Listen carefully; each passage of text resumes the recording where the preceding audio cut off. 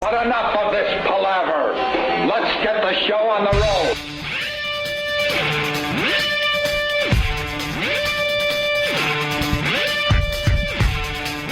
Good morning. Hi. It starts with a good morning. It always does, because we're courteous Good morning to you on this Wednesday morning. on this cold Wednesday morning in New York City. You guys got it pretty easy in New York. Like, as I was driving in, I noticed, hey, the snow's gone. Yeah. It was like nothing. And meanwhile, my vehicle looks like I just drove it down from Alaska. It's just covered in snow. And it was like icy, that crusted over snow. So, The crunchy snow. crunchy snow, yeah.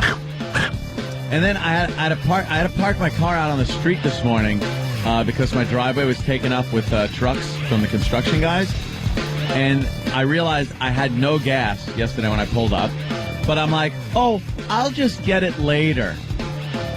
Knowing I'm just not going to do that. So it sat out by the curb, covered in snow. I wake up, normal time, go out to the car, and it's just completely frozen over. So I start it up, blast the heat, shut the door, go back inside for a while.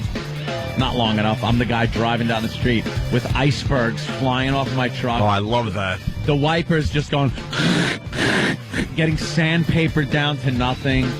I love the panel of snow that flies off some of these vehicles and just... It's spinning like that thing that they put the criminals in Superman 2. It's just spinning towards your car. And you hold your breath for a second because you don't know if it's like just pure ice or Yeah, just... it could be solid ice that's going to come through your God. windshield, or just like some well put together snow. I love when you hit those though, and it's just like I make believe I'm in a meteor storm. Yeah, sure. It's fun. I make believe I'm a superhero. Yeah. And I can withstand anything. Crash through it. It's pretty cool when it just crashes right through your car I go, with no we're damage. Hit, we're hit. And then I try to drive my car into the Hudson River. Yeah, why? Oh, And then I try to save myself and all aboard. you know, there's an update on Sully today. Really? What? PETA? Was he kicked off of MySpace with 90,000 other people? His goodness is really starting to bother me. Yeah, is he just a good guy? I was in with the whole hero thing. I thought it was a nice little story considering what the hell's going on with the world these days. So it was a nice little break from everything. All that other crap. I was in. I was so in with the Sully guy. There's an article in the paper today. He's such a do-gooder. He's worried because he's not going to be able to return a book to the library. Yes, Did you read this? I did read that. And he actually called up the library yesterday and said, look, I don't know how to tell you this, but I'm not going to be able to return the book on ethics. Oh, stop. He's lying. It was Rent Boys. He's glad it's at the bottom of the Hudson. On ethics. And yeah, you nailed it. The book is at the bottom of the Hudson. Yeah. So I'm sure there's going to be some scuba divers going, oh, my God, that book's worth something. I got to get the book. You think the library would make a big deal and be like, oh, it's okay. Library said it's okay. And No one he doesn't have to pay. Or he'll be in there, like, giving him a few bucks for the book for a photo op. No librarians. They're a bunch of sticklers. They're going to just, like, ride them for it. They do. Late charges. Well, Yeah. the book was called How to Cook Geese at 5,000 feet. He kind of needed that book for that flight. The turbine engine. Yeah. Exactly. Fun snacks for the turbine. Yeah, he is quite the do-gooder. He really is. There's got to be some horrific skeletons in his closet. There's got to be a blip somewhere. Something. Yeah, there's got to be. We all have something, don't we? Why is it that we just don't want to accept that this guy is just a decent human being?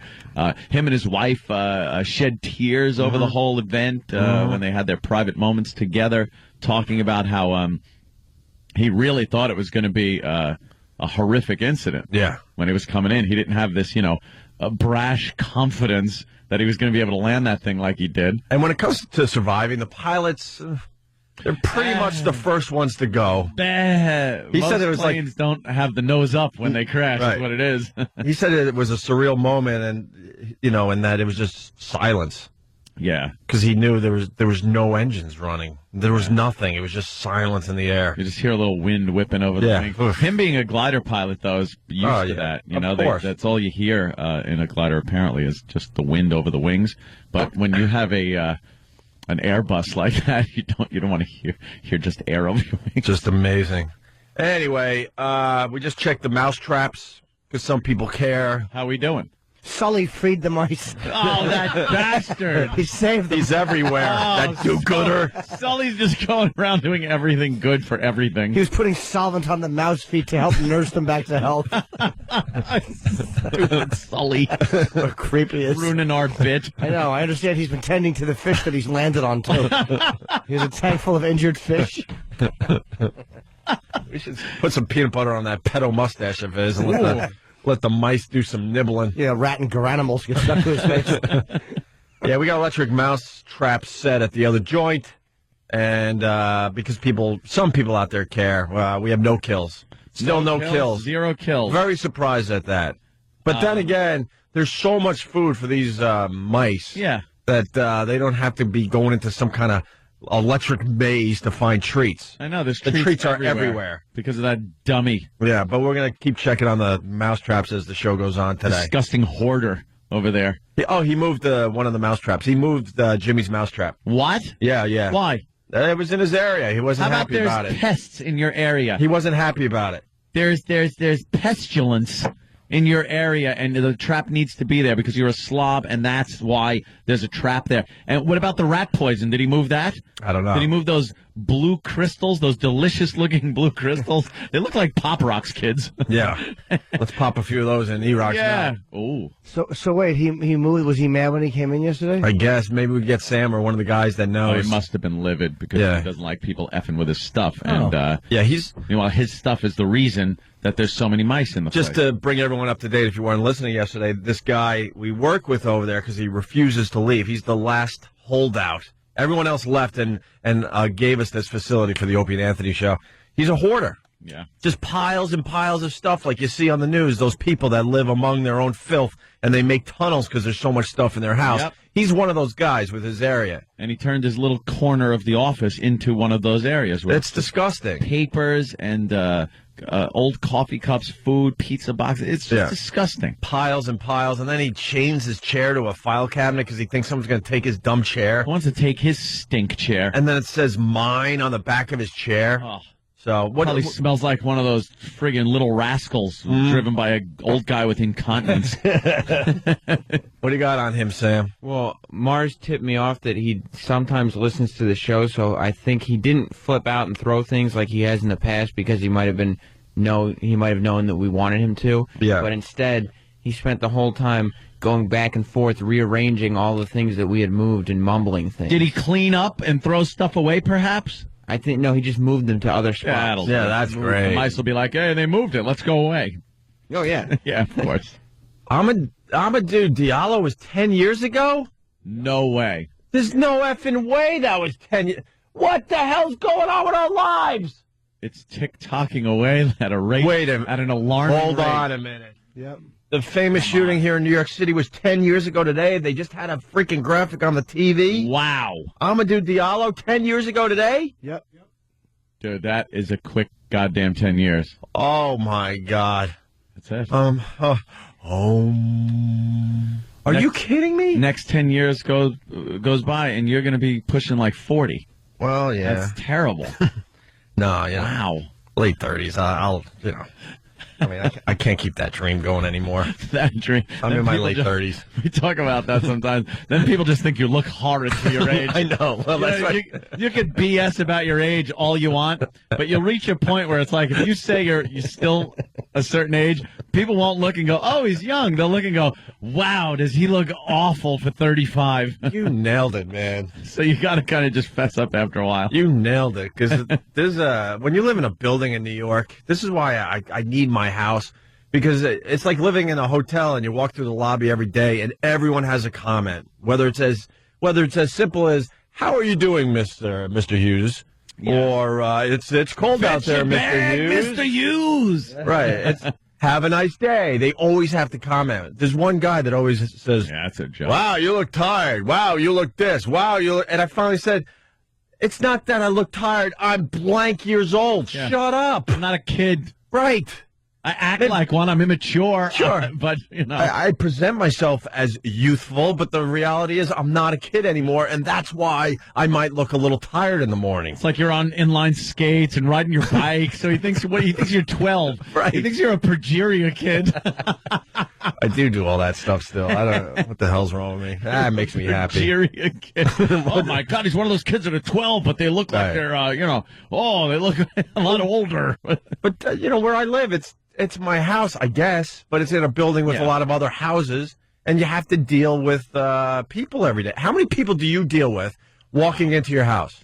Just workers. Yeah, and they'll be gone, right? Yeah. I have to deal with other people's that live around houses as I try to get to my house. I've been written off by my neighbors. I've been written off as that's what you always wanted. The mafia guy that is a Catholic.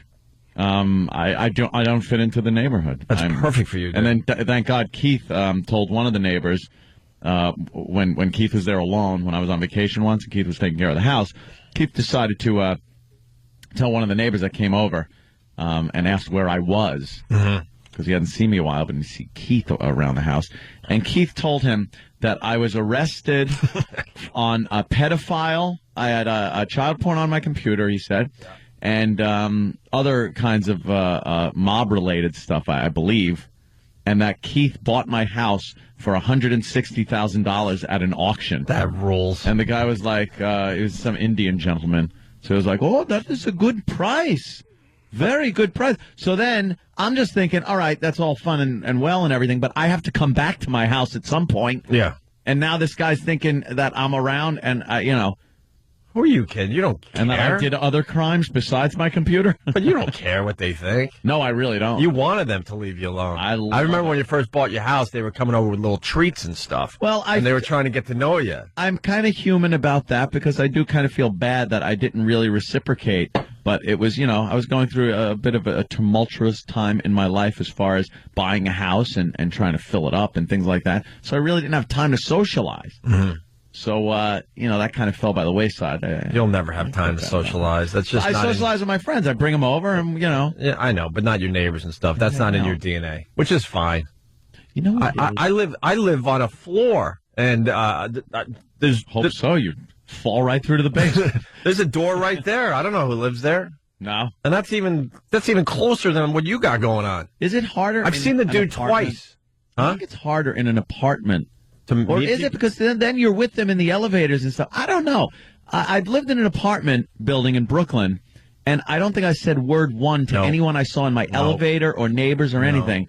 And I heard the neighbors next door yelling and screaming at each other. Yeah. Me and Melinda used to run to the wall and best. Put a glass next to it like it's the 1950s. Of course. And listen to these two screaming at each other like they're going to kill each other. Yeah. And then you'd see them walking around and you'd just be like, oh, God, here's the guy that smacks her around. That's Brooklyn. Here's that. That's normal behavior in Brooklyn. Come on. But, all right, so I didn't socialize with any neighbors then, but I don't socialize with neighbors in a house either. Right. Well, I guess most people don't unless... Some people are very neighborly and they have, like, neighbor block party things and stuff. I can't... I have my friends. Right. Everyone else, I'm full up. I'm full up with friends. You're done with friends. Now the only friends I get are, social networking website friends. Facebook friends. Yeah, Facebook. But you can turn them off at any... Click, they're gone. They're gone, which is, imagine if you had that in real life. Yeah. That would have been a fine movie if Adam Sandler did it right with that effing remote. God, that should have been a good movie. That's a bit for another day. Movies that should have been good and they were just ruined. The concept was great. Stinkaroo. What was that called? Click. Some of that movie was, good. And then he had to go with some kind of weird, spacey, deep message crap. Yeah, there was definitely a message at the end of that. Stop. Shouldn't have watched this movie was the message I got. Yeah, just stop. Waste of time. Keep it fun. All right, we got to take a break. Lots to do, but let me just play a 5-second clip for everybody. Oh. Just 5 seconds of your time, if you don't mind. You guys don't understand. Buttermilk is one of the great treats of all time. I did not forget. One of the great treats of all time. That, by the way, was Sam's dad. Yes. Where's Sam? who is such a personality unto himself. Yes. That's the great treats of all time. Well, one of. And then we got a list of some of the other greatest treats of all time, and we have brought the greatest treats of all time, according to Sam's dad, into the studio today. Yes, we have the whole meal. I went over to my parents' house last night or yesterday afternoon, and he explained not only what all the ingredients were, but how to prepare it. And he was like, "You guys don't understand." He's showing me. He actually made his treat for himself. He was like, "You got to crunch the crackers into the buttermilk," because he likes the saltines crunched in buttermilk. And he's like, "You don't understand. We used to have this as a treat when we got home from school." And I was like, "I know." What, with Laura Ingalls? And he was showing how quick you have to eat the crackers out of the buttermilk before they get too soggy. And then once you're done Wait, he spoons out the... Yeah. Oh, so I you didn't spoon understand out, that and it's so there's still a little crunch to them? Right, like you put the cracker crumbs in the And then you buttermilk. gotta go, grab a spoon and start eating. Right, you eat them out with a spoon, and then once you're done eating the crackers, you take the bowl up to the old guy and go, "Please, sir, may I have some more?" Because that sounds like disgusting porridge. No, then you get to drink the delicious buttermilk. One of the great treats of all time. And it's salty, Yeah. thick, salty, and Viscous. You know, I don't know if you heard, but as Sam was describing some of this stuff, I hear E-Rock over there just moaning very, very lightly in the background. you know what? Barely audible, but I heard it, my friend. Because he knows. Because E-Rock has to try the greatest treats of all time, according to Sam's dad. When do you want to do this? Right after the break, get it over with? Yeah, whenever you want. But Man, it's too early for, what is it, sardines? Well, that's the main course would be the sardine and onion sandwich. Yeah. Which, I mean, he gave me an onion and said, you cut from the middle of the onion to The make thick slice. To make sure, and they're about 1/4 inch thick slices. 1/4 inch thick. Oh, Yes, 2 1/4 inch thick slices, and then a whole can of sardines. a whole can of sardines on what? Just white bread? No, it's like it's rye bread or some kind of bread. I don't know. course. Whole grain, maybe. I don't know. If it was white bread, it would just be a soggy mess like the crackers in the E-Rock, you know you have to eat the whole sandwich, right? Yeah, you didn't yeah, eat you can't breakfast just- today. Yeah, not you just can't the just... taste. You can't Not just a taste. You can't just taste the greatest treats of all time. What are you going to do? Throw away the greatest treat of all time after one bite? It's the greatest treat. Don't worry. I'll have a raw potato for Eric to eat on the side. Yeah, And a raw potato, which that's easy. And pickles? And I got a pickle. that's easy too. Sam, did your dad enjoy his time on the show yesterday? He loved it. Of course he did. did. I think he's going to be a regular. It's so obvious. Sam's dad. we don't need you anymore. anymore. Handlebar mustache, which no one has in this day and age, and he eats like it's the Depression. Yeah. Yeah. Oh, weirdo. What is he like for dessert? Socks? What's the matter with this guy? Oh, wait. I wanted to play that again. It didn't fire for us. Oh, why would our CD players work? Why? Doesn't that explain a little of Sam's weird eating, though? If his father ate Of so course. weird, that's why you yeah. Yeah, eat Sam almost has nothing. major problems with his eating. Fish sticks. Oh. You Chicken guys don't finger. understand. Buttermilk is one of the great treats of all time. Of all time. All right, we're going to take a Went up break. there at the end. It's like, hey, come on. It's not even an average treat yesterday. Yeah. No. Of all time. Like, we all should know this. I've never heard of this before in my life. We got some potato peeling to do. All right, why don't we... There'd be second thoughts about eating that at Auschwitz. It's like, Yeah. we'll go another day. I'll just eat a pile of hair. All right, after the break, we're going to line up some of the greatest treats of all time. Ah, And yes. E-Rock's going to indulge. What kind of bread did you bring in? It's like I think it's either rye or whole grain. I don't know. It's brown. Even the bread sucks. You know what I hate? Rye bread stinks. 7 grain, 9. How many grains are in those stupid breads? And it's not bread at that point. It's this, like someone put gravel in your bread. Yeah. I hate that. Rye bread is not as good. You need to try this part of my diet. It's called Ezekiel bread. Oh, my girl Like eats that. Ezekiel's That's meal? That's a girl's bread. Biblical bread. girl's bread. Girl's bread. What's Ezekiel? It's awful, Jimmy. You put it in your underwear to prevent spotting. Ezekiel's bread. I've tried it. It is awful. It sounds terrible. Well, we got a break, but I want to hear about that after. Yeah, all right. All right, fine. We'll get into that in some whatever. Opie and Anthony, stay there.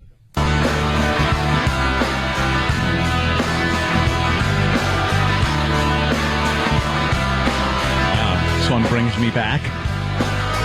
I was trying to do something there, Stump Rain. This CD player is minutes away from getting the Christian Bale treatment. Oh, no. Minutes away. And you know how that tray pops out nice? I will snap it. The cup holder? Oh yeah, I will snap that right off the machine. That machine is affecting our radio show.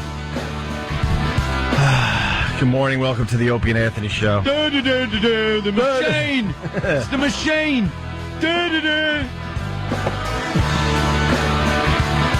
People think we're joking, but we'll be doing this radio show until the equipment officially breaks down to the point you can't hear us anymore.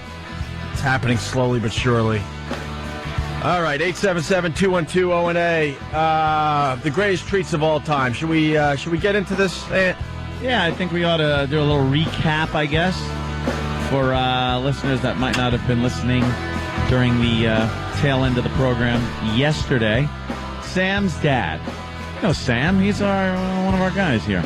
Well, his father is a very interesting character, to say the least. Some people are calling him a weirdo. Well, Sam's dad is a weirdo. Weirdo's another word you could use. He's it's 2009, and he wears a handlebar mustache, one that kind of curls at the ends. Oh, yeah. It's big. It could go on anybody that sings in one of those barbershop quartets and look completely natural on that. It's a big one.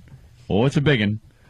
And we thought it ended right there, where he just looked weird. He is weird. He's been wearing the handlebar mustache for 40 years. Yes, we all change our looks, right? Yeah. We all change our look from time to time. No. He found this handlebar mustache, and, man, he's sticking with it. Well, yesterday during our interview with him on the phone, during his phoner.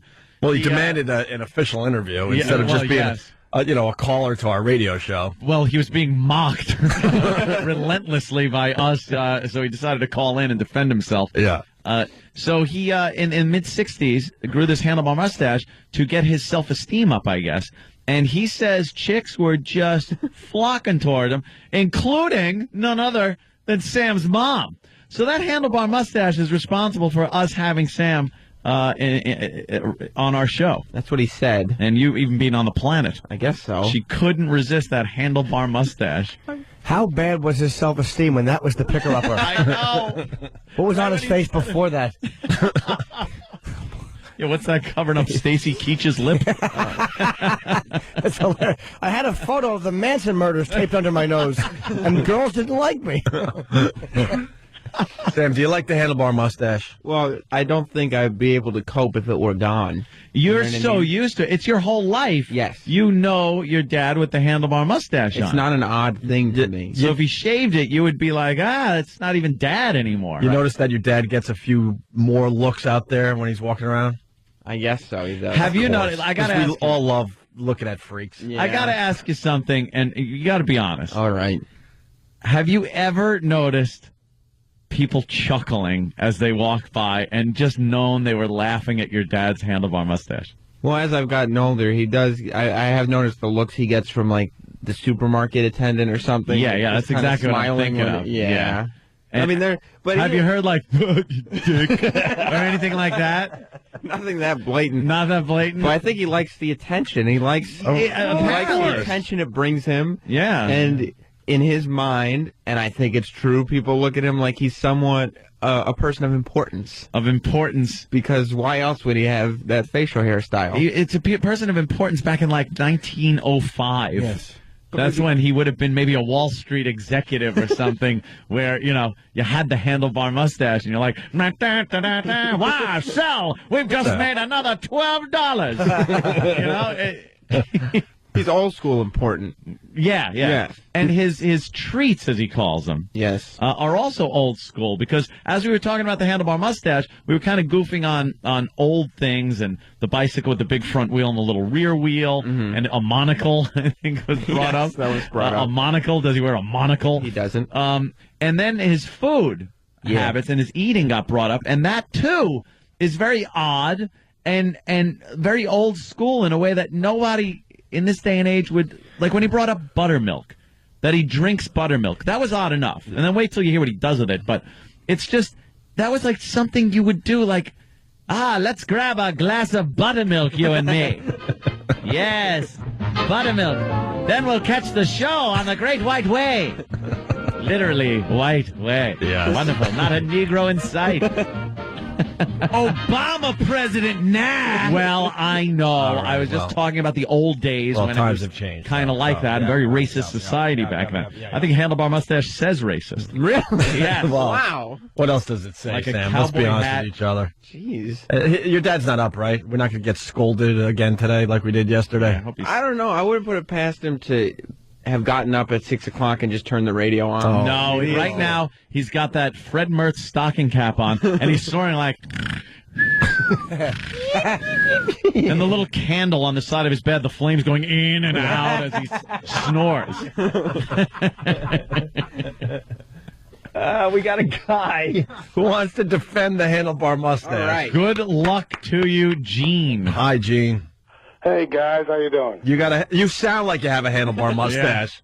Well, I could have one, but I'm getting to the point where my mustache is long enough I can do that. Right. I'm 41.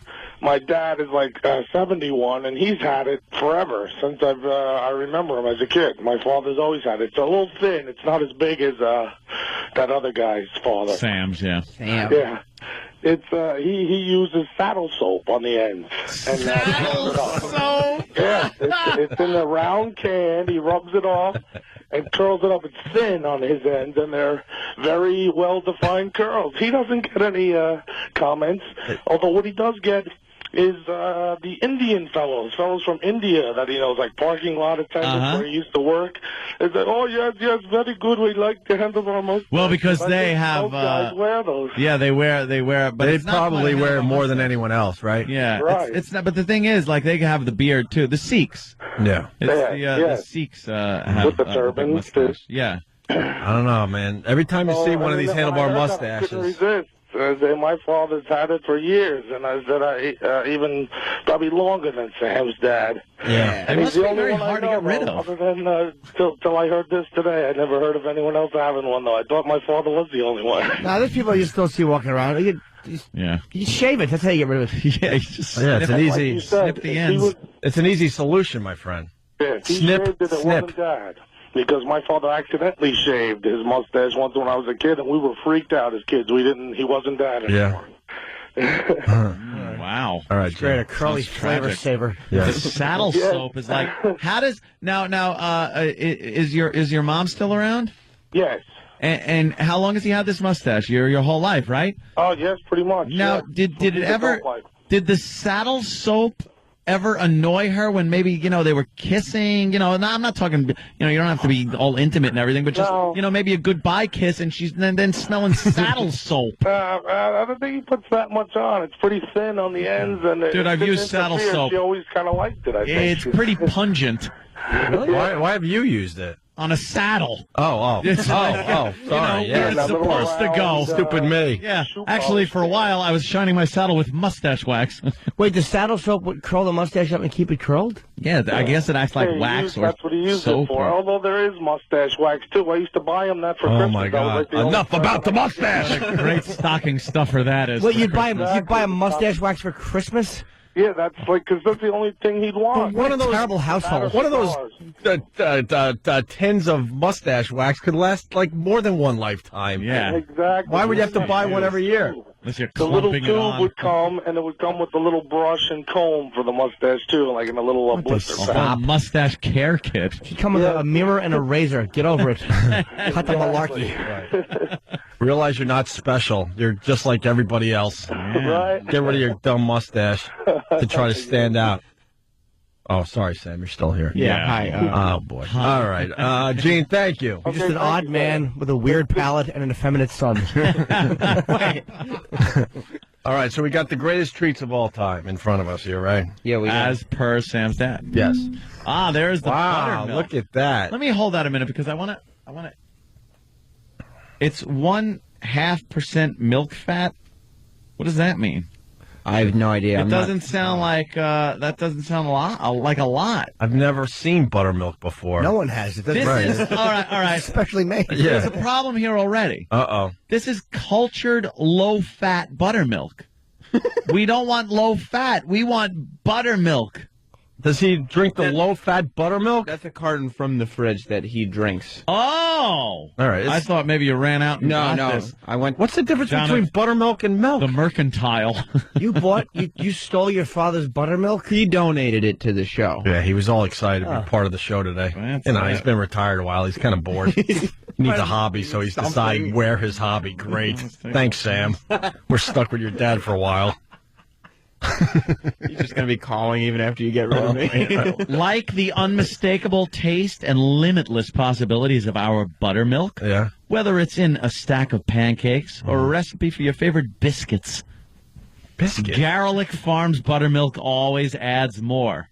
The key to life is what you add to it, and adding something is what we do best. So I guess whether you're crunching up crackers or Right. Pancakes. It's amazing. It has a specific scent. It smells like spoiled milk. It does? Yes. That's Oh, what perfect. And it says That's their what I their was yesterday. slogan up top is add something. Exactly. Does that mean just add something to it? We got some saltine crackers. All righty. That seems, wow, that's a handlebar And you, mustache. and you know how to break them up just right? Yep. Because we learned if you're going to have the greatest treats of all time, or some of the greatest treats of all time, you got to break up the crackers on top of the buttermilk in such a way, right? Right. And it's a regular onion? It's not even like a red onion? No, yeah, this is just, we got a regular Ugh. onion. Here's the bread. Ugh. Brown and grainy. Yeah. Ah, this is just hard. Greatest treat, what was it? Some of the greatest Some of the treats greatest- of all One time. of the greatest treats of all time. Of all is time. buttermilk, yeah. He said, of all time. But all of this is some of the greatest treats Right. of all time. Oh. So you got the bread, you got the crackers, you got the onion. Some skinless and boneless sardines. Ugh. In pure olive oil. All right. We got a potato. Yeah, because this family of Sam's, they all like raw potatoes. We all They eat the eat potatoes. raw They're good. potatoes. like an They're good. apple. How poor are you? I know. This is like The potatoes are good. No one makes that weird when you bite into a raw potato, because I have. yeah. It bites like an apple, but you don't get the goodness of an apple. No, you're getting this weird starchy taste, and then like the enamel on your teeth starts to like turn into cement. It gets all slimy. It's great. Yeah. It gets weird. Yeah. Like it reacts chemically with the enamel. And you got a pickle. A dill pickle on the side. I just did half a pickle because E-Rock doesn't eat a whole pickle. No, that would actually be the treat at that point. Yeah, you want to give him as little of that as possible. What happened to like Oreo cookies and a nice glass of milk for some of the greatest treats of all A time? nice glass of buttermilk. What? But And when crackers. When you think treats, you think sweet. You think cookies. You think pie. You think ice cream. My dad said You the think butter, cakey, not flaky, That's right? Ed? poverty food. the buttermilk tastes like a delicious yogurt drink, he said. Whoa! Is he that fat? No, he's not fat. He's got, a middle-aged man belly on him. He's but got No, the he's got a dad body. buttermilk maybe belly. a buttermilk belly, but he's He's not got fat the at all. dad body. Yeah. Buttermilk is milk that's left after the milk is made. Yes, that's true. Oh, so Holy that's all, mother of God! They take the milk out and that's what's left. yeah, that's all the stuff no What one is it? ever wanted. After you churn. Then what is it? It's the butter, but And then you it's in between butter and milk. It's the residual left after you churn butter. It's slightly sour and usually less fat than normal sweet milk. Normal sweet. all right, Holy mother all right, Sam. of God! Are you going to start preparing the some of the greatest treats of all time? Yeah, let's do it. Are we actually doing this today? Well, I want to know This if dumb other thing is- people find it delicious. This dumb thing has taken on a life of its own, and of course, E-Rock will be eating some of the greatest treats of all time. He's got to eat the whole sandwich. Yeah, oh yeah. You know, you've never turned down food before, right, E? Once? Yeah. What was that? You were offering me s'mores and Oreos. I think 12-year-old JC has a problem with the buttermilk thing. All right, let's go to JC. JC. Hey, To use the button. Hold on, JC. We didn't. Yeah, JC, we didn't have we didn't you. have you, JC. Start over. what's up? All right, wait, am I on or what? Yes, you're Yeah, let's go. All right. Remember to save the buttermilk and send it to the boys in the trenches. Oh my God, you just bombed. I Yeah, love it. that's great. Oh, I did? Shit. Okay. Good recovery. You little bastard, you. It's hysterical. We said he bombed and he went, oh, S. I did. I liked the line in print. Yeah. That's good. Like, we gotta save it for the boys in the trenches. Well, his voice has got to mature before he starts doing before he does voices. That old newsreel voice. Yeah. The concept was definitely there. He could have done a 4-H bit. Yeah. Where, his favorite cow that he won a blue ribbon with is making buttermilk. Amazing. Work on it. Hey, we got a quickie as Sam. We're cutting onions. Yeah. Sam is preparing some of the greatest treats of all time for E-Rock. I missed the Letterman thing. What do you got on Letterman? You said that it was funny. I can't say his name still. The governor from Illinois. Blagojevich is still. I mean, he's out. He's banned for life.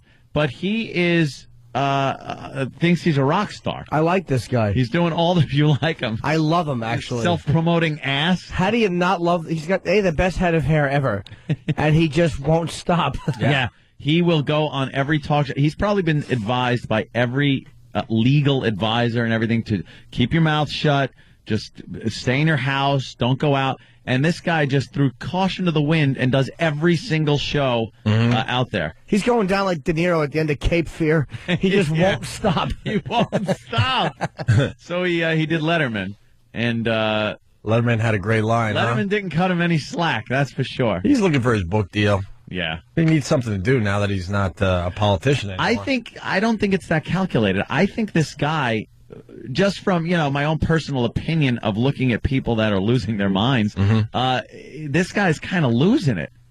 Or does he like the attention? Well, that's just it. If you like the attention this much, the way he's doing it, right? There's something a little off about this guy.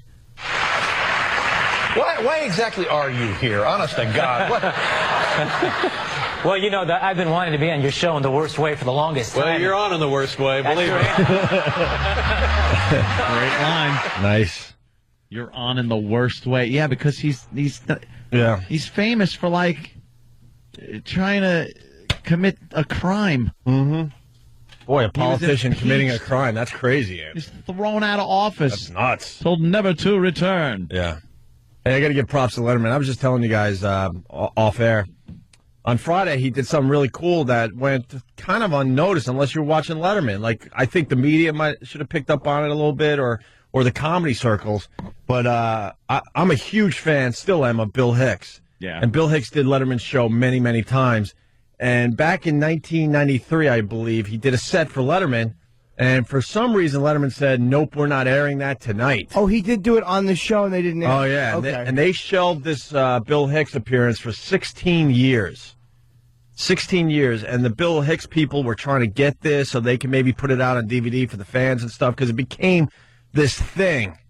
And Letterman had Bill Hicks's mom on Friday, and they discussed this whole thing and how this set was never aired, blah, blah, blah, and how did it make you feel? And Letterman had a real moment with Bill Hicks's mom. It was some really good TV. And to make a long story short, then... They didn't air that. Huh?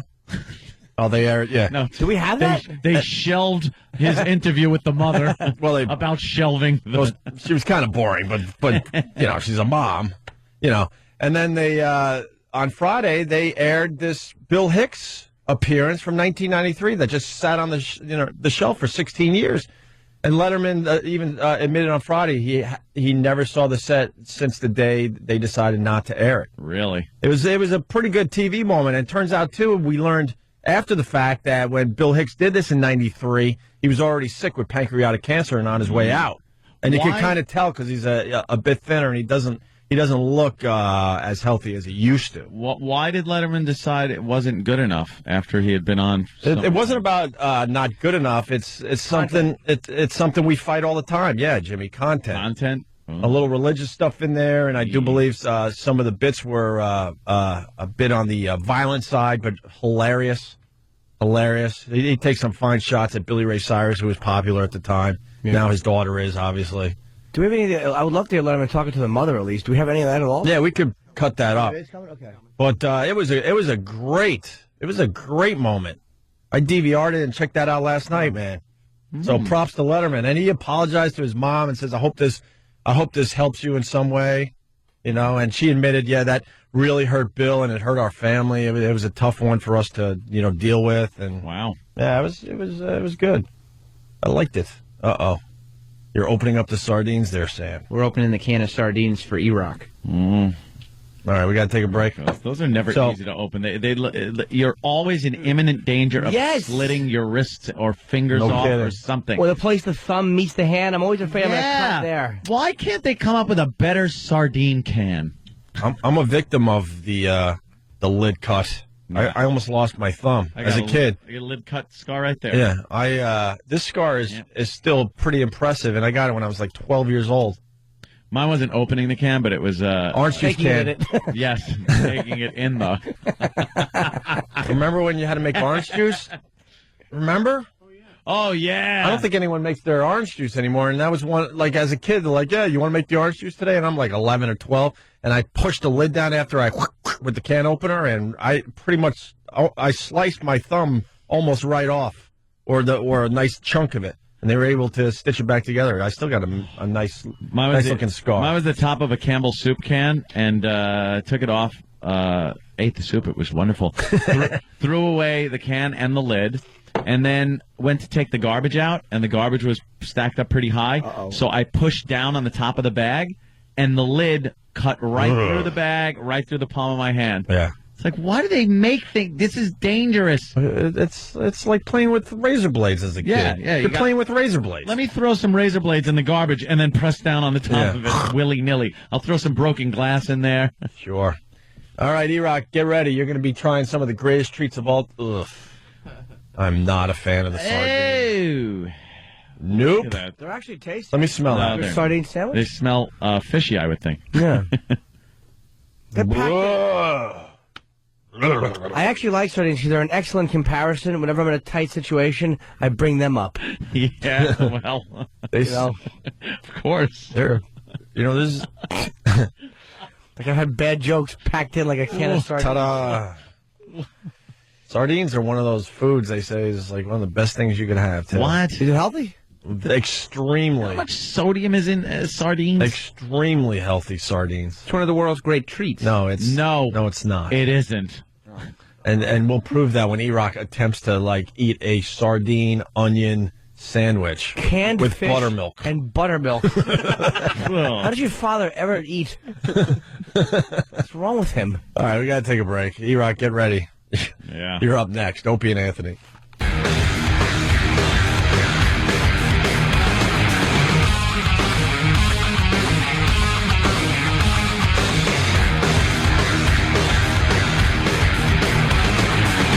You're checking out the Opie and Anthony Show, 877-212-O&A. Let's have E-Rock try the greatest treats, or some of the greatest treats of all time. Wait a minute, look, it's all stacked up. What is that? This is the whole can of sardines. A whole can of sardines, okay. Yeah, and then 2 slices of onion that are about 1/4 inch thick each. Yeah. They kind of fell apart a little bit, so I spread it out across. Oh, the pickle's on the sandwich, too? No, the pickle is right here with the raw potato. That's a little snack on the side. Oh, a little snack. And then I waited, I didn't put the buttermilk concoction together yet because you got to eat, the crackers out of the buttermilk right away. And that's like dessert. That's dessert. And your dad would be proud of how you prepared some of the greatest treats of all time? This is he would look at this sandwich and say, "Oh my goodness, what did I do to deserve such a treat?" You're an ass. Here, present some of the greatest treats of all time with the pickle and the raw potato. Okay. Get a little picture here before we move it over to E-Rock. It's prison food. Look at it. It looks like it belongs on a prison tray. Yeah, absolutely. You gonna eat that? All right, E-Rock, you ready to try some of the greatest treats of all time? We have some salt for the potato if you prefer with salt. Some people do. I prefer pepper, actually. What about really? What about your dad? He said salt. Like salt on that potato. He pours salt on everything, though. He doesn't even taste. He just pours salt on it. What else does this health nut do? Salt on everything and buttermilk. Buttermilk. Did he prepare the buttermilk with the crackers? Well, I wanted to wait till just before he eats the crackers, so that way they don't lose their crunch. He's gonna be able to squeeze mustache wax out of his aorta. But I definitely think you should start with the sandwich because, as we discussed, the cracker buttermilk concoction is a treat. It's like dessert. But it's timely. So how does you got to watch the timing on that one. How does he wash down the sardine sandwich? How about if you have the buttermilk and occasionally you sprinkle a cracker in when Fatso has to wash down a little bit of, I'm just for the bit. He just threw his arms up in the air. Now, when he wants to wash down some, you give him a little bit of buttermilk and you sprinkle some cracker and he spoons it into his mouth and that way you're eating a little treat along with the sandwich. I want to keep the authenticity of Sam's dad and his consumption habits. Does your dad ever just drink buttermilk in a glass? Oh, yeah. Well, okay, then that's fine. Then give him a little glass of buttermilk to wash it down. Would anybody like to smell the buttermilk? I'd like to smell it, yeah. That's a lot of wash. I don't even have to get it too close. Oh, it's strong. Oh, my God. It is very strong. It's like soury. I can't smell that. It kind of smells like it's the milk went bad. No, Like there's butter? a little more going on in there. Oh, God, this is disgusting. Smells like breast milk, Anthony. No, shut up. Yes, thank you. Oh, God. That's the reaction I had, There's too. a sour butter smell. It's a salty treat. It actually probably is good with crackers, I got to say. No effing way. It's probably good with crackers. No, it's just not. make sure, Then Eric- eat it. Eric, make sure that you take a big smell of it right before you take a gulp. All right. Bring it over. All right, here's the... Let's see what it looks like when you pour it. I want to see what it looks like. Well, it is thick. It certainly is thick, Anthony. You can't even hear it. You know how, like, liquid when you can't hear it? No, it just kind of goes into itself. You're pouring motor oil. Yeah. It's one entity. You're pouring like mercury or something right into Put that in a crankcase. into a 40-weight milk. Very viscousy. All right, where do you want him to eat this? Right Do you want here. to do it on camera, or do you want me to do it over there? They're filming it. So Come over here. Go over there. Why not? all set We up. want you close. Get over there now. I'll just put the top piece of bread on the sandwich. Look Tomorrow at we'll have sandwiches. that. There you go. Let's see. What's wrong? The onion smell. Well, Do you like onions, E-Rock? Yeah, I do. It's just strong. Of course you Do you like sardines? I've never had sardines. Oh, They're actually good. Oh, wait. Maybe in like Caesar salad or something, but that's about it. Sardines and Caesar salad? Oh, it's anchovies? Yeah. Whatever. Sardine? Eric, you'll like this. All right. Which am I eating first? Well, have the sandwich. This is just your side dish. Okay. Your side dish. You should try a sip of buttermilk first before you taint your mouth. Yeah, why don't you wash out your palate with some buttermilk? You cleanse out your palate with buttermilk. Yeah, just have a sip of buttermilk. Smell the buttermilk first. It's not like bad. A fine wine. Smells like butter. Give it a smell. Clumpy. Why are you shaking? I don't know. Yeah, It smells like ranch dressing. It's really. Really? Well, you've drank that before. All He brings it in a thermos.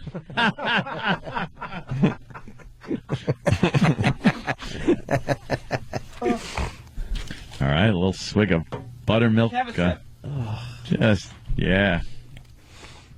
Hey, Sam's dad drinks it. Go ahead. Here you go. It's probably good, E-Rock. Yeah, it is good. No, it's not. It's terrible. Oof. Here he goes. What's wrong? Enjoy it. It's a great treat. Yeah, enjoy the buttermilk. Oh. What happened? All right, so the great treat so far. It's a bust. What happened, E-Rock? Is he enjoying it?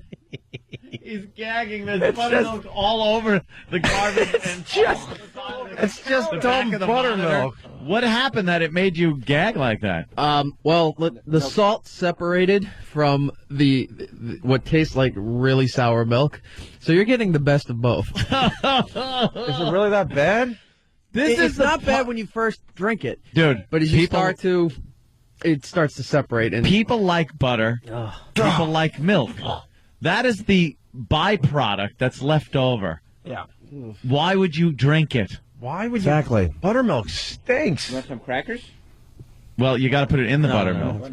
But that's dessert. all right, let's Yeah, Let him don't now spoil have the his boys' first meal. His right, E-Rock actual is- first course, the sardines, onions, on some wonderful grain bread stuff. No, take a bite out of the middle. Oh, shut up! Hey, wait! Why don't we cut the sandwich in half so you get a nice bite of goodness? Well, he's eating the whole thing. You have to. Yeah. Yeah.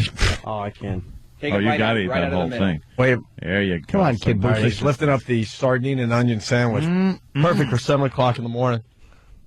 Hey, he's dropping the onions out of the sandwich. Yeah. Don't lose any onions. What's wrong, boy? You'll miss out on flavor. All right, he's about to bite into some of the greatest treats of all time, according to Sam's dad. The middle, not the side. There's no. You're an ass. He's shaking. Why are you shaking? Because this smells horrible. Oh. How is it? It sounds so dry. Yeah, I know. You hear that? He's making a face. He's not happy. Eat the canned fish. Good. It's not as bad as I thought it would be. Oh! So it is the greatest treat. It's the onions that is making this worse. Have another bite. Mm-hmm. What is can't it? suck down the first part. Well, wash it down with some buttermilk. Yeah. You have a Come delicious on. beverage there. Yeah. Taste. Huh? Make it into a nice buttery, salty, milk byproduct, fishy, pasty. Yeah, wash it down. Wash it down. Fish product. Enjoy a nice sip. Thick buttermilk. There you go. Come on. Come on, Iraq. It should be drained out of a Trojan. Here he goes. Come on, Iraq. You can do Taking that. down that buttermilk, washing down that. Attaboy. There you go. Oh, my God. Oh, he's shaking. He's shaking. Oh, no. Have a bite of potato. Have a bite of potato. Potato, that'll help out. fix There you go. it, right? Bite of raw potato. Raw potato. Raw potato. Shut up. A big bite. Big bite. God. Big bite. There That's you how go. Sam's dad does it. There you go. Oh, God. It's like he just ate a rock.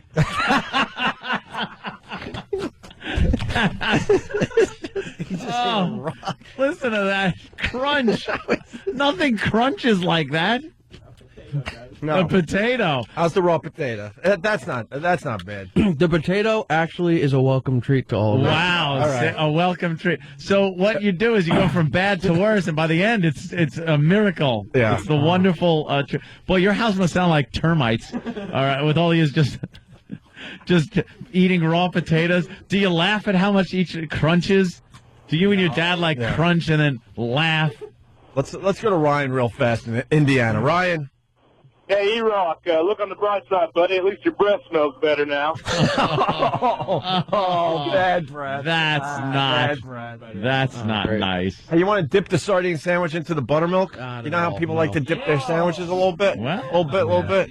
Might. Or how about a sandwich, E-Rock? How about another big bite of the sardine and onion sandwich? Yeah. Get a good one. Get a good one. Attaboy. There you go. He's digging in. Yummy. Nice, right? Oh, yeah. All right. it's our time, Iraq. You're absolutely right. Is this one of the worst things we've made you do? It's up there. I can tell by your face. His face is red and on the verge of lots of tears. Some of the world's greatest treats. According to Sam's dad, yes. Wow. How about a sip of butter? Oh, well, wash it down. Wash it down. No, A little wash- buttermilk. wash it down. Wash that down with some delicious buttermilk. Here we go. So thick and creamy. Not quite butter, not quite milk. That's the stuff at the bottom of the bucket in the barn after they lift the cow's filthy udders out. Are there any black crusty things that fell off the cow's teeth? Oh, you got a sardine bone? Sardine bone in your tooth? That wasn't completely boneless. All right, get a nice sip of buttermilk You're there. eating like a stray cat. Yeah. Come on, let's get some buttermilk Yeah. in there. Wash it Get all a down. good one. Nice big gulp will wash that right down, Iraq. They do scrape the buttermilk, They right? scrape it from the bottom of the barrel. Oh, Yeah. yeah. It smells sour. Yeah. Oh, it's all the goodness that's left over. It's probably a little like cow urine in the milk. Oh, yeah. Yeah, it's got to be. It's a little of everything. Might even be some, baby maker in there. When you look at a cow's udders, there are a lot of nooks and crannies in between the udders, and what collects in there is this dirt from it's sweat. It's manure. Yeah. It's sweat. Yeah. It's other stuff, and it actually forms these flat plates of gunk that fall out into the milk and make black speckles. And I know that when they do the buttermilk, that's part of the byproduct also that is filtered out and put in the buttermilk. Yes. Like hardened scabs in a way of gunk. That's what makes it so salty, to tell you the truth. It's the bovine sweat that you're getting from the cow teat. This is starting to look like rice pudding. Oh, good. Enjoy it. It curdles real fast? It's getting a little clumpy. You're going to say that about your waist later, too. Rice pudding. Oh, my God. That just... It smells like curdled, cottage cheese. There's a little cottage cheese smelling. that's been left out a little too All long. right. Enjoy your treat. Nice, big, warm mouthful, E-Rock. Delicious, warm mouthful.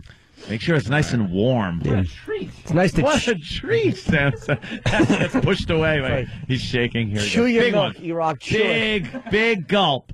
That's right. Swallow that. Oh, God. Oh, he didn't quite make it. Held it in the mouth too long, did you?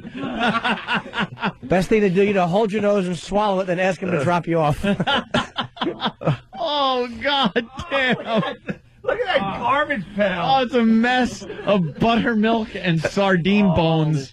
Yeah, why don't you bite into the pickle? Yeah, maybe the pickle will be a good treat now. Yeah, some of the greatest treats of all time. We haven't even touched the pickle yet. It's like you're having dinner over Sam's house. Yum. This is great. Pickle's all right. What's wrong with What's the matter with the pickle? Doesn't go good with buttermilk? Who would think that a milk and pickle didn't go well together? Buttermilk. Buttermilk, yes. Buttermilk, yes. Nice, warm, viscous buttermilk. More sandwich now, I think, right? Yeah, another big bite. I was thinking more buttermilk. What's wrong with you, Jimmy? Switch it up. Switch up the order. A little bit. A nice big gulp. I hope it's getting warmer under these lights too, because it's much better warm. Then it's like a creamy custard. Yeah. It's almost like a custard. Yeah, enjoy. Why don't you pour some more of that? No, I've got enough. Thanks. I don't know. Enjoy your coagulating beverage. E-Rock, could you chug just give us a nice gulp of buttermilk. It's pre-soured. Yeah. Let's play rodeo with the buttermilk. Let's see if we can keep it down. Nice big gulp. That's a whole shot you got in there. You should be able to down that entire shot. There you go. Come on. If that was Jaeger, you'd be doing it. That's right. All right, here goes There E-Rock. you go. He's trying to chug the buttermilk. All right. Your beverage is clotting. This buttermilk is not disappointing anyone. It's forming skin. It's horrific. Oh, on the top? Yeah. Oh, no, it's not. Forming skin? All right, we all got There's sardine in there. All right, give us a good gulp. Here he goes, E-Rock. Big gulp. Some of the greatest treats of all time. Just sip it. Nice You do it, big boy. gulp of buttermilk. That Come on. thick- All the way, all the way. You feel the skin sliding down your tongue?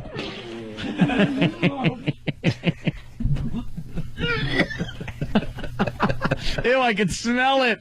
Oh. He's gagging.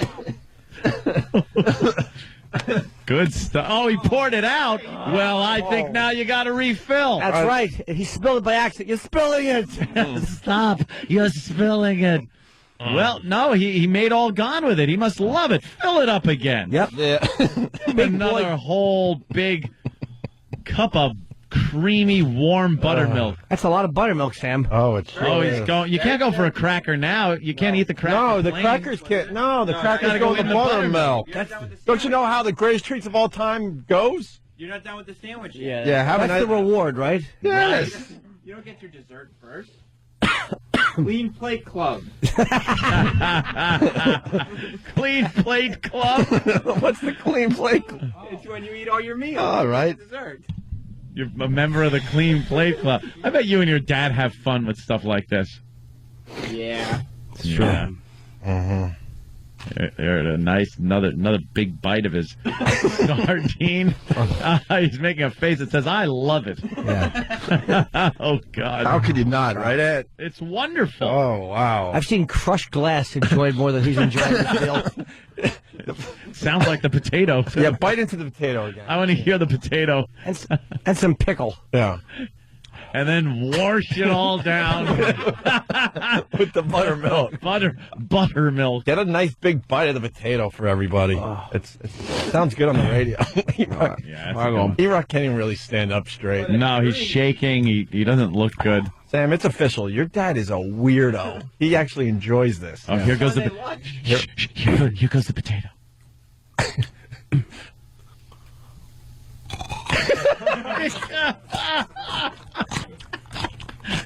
raw potato. Doesn't it sound wet and uncooked? It sounds awful. But it's so inviting. I've never been able compared to everything else. Hear something that tastes awful. Yeah. That sounds terrible. This is the best part of the meal. It kills the taste of everything else. Oh, good. All right. You want to wash it down with some more buttermilk? Now you got to wash it all down with a nice brand new cup that he's got of delicious milk butter byproduct. Before the skin forms at the top. Yeah. Like when you leave pudding out. Yeah. It gets a skin on it, and then you leave it out longer, and it cracks like an earthquake. Yeah, good stuff. Good stuff, right, E? Oh, yeah. Come on, E-Rock. All right, E-Rock. It's like drinking out of a giant zit. If you're just tuning in, E-Rock. He just put the cup down after Jimmy's comment. He's taking a little more time. Oh, it is. Isn't it like pustule fluid? Yeah, that's true. How else could we describe this? Some That's kind of good. sample. Yeah. You ever squeeze one that just takes so long and then it finally gives and just all over the mirror? Yeah. Yeah. All right. You do it. Right. Are you actually chewing the buttermilk? Some people want to know. You're supposed to. Is it lumpy yet?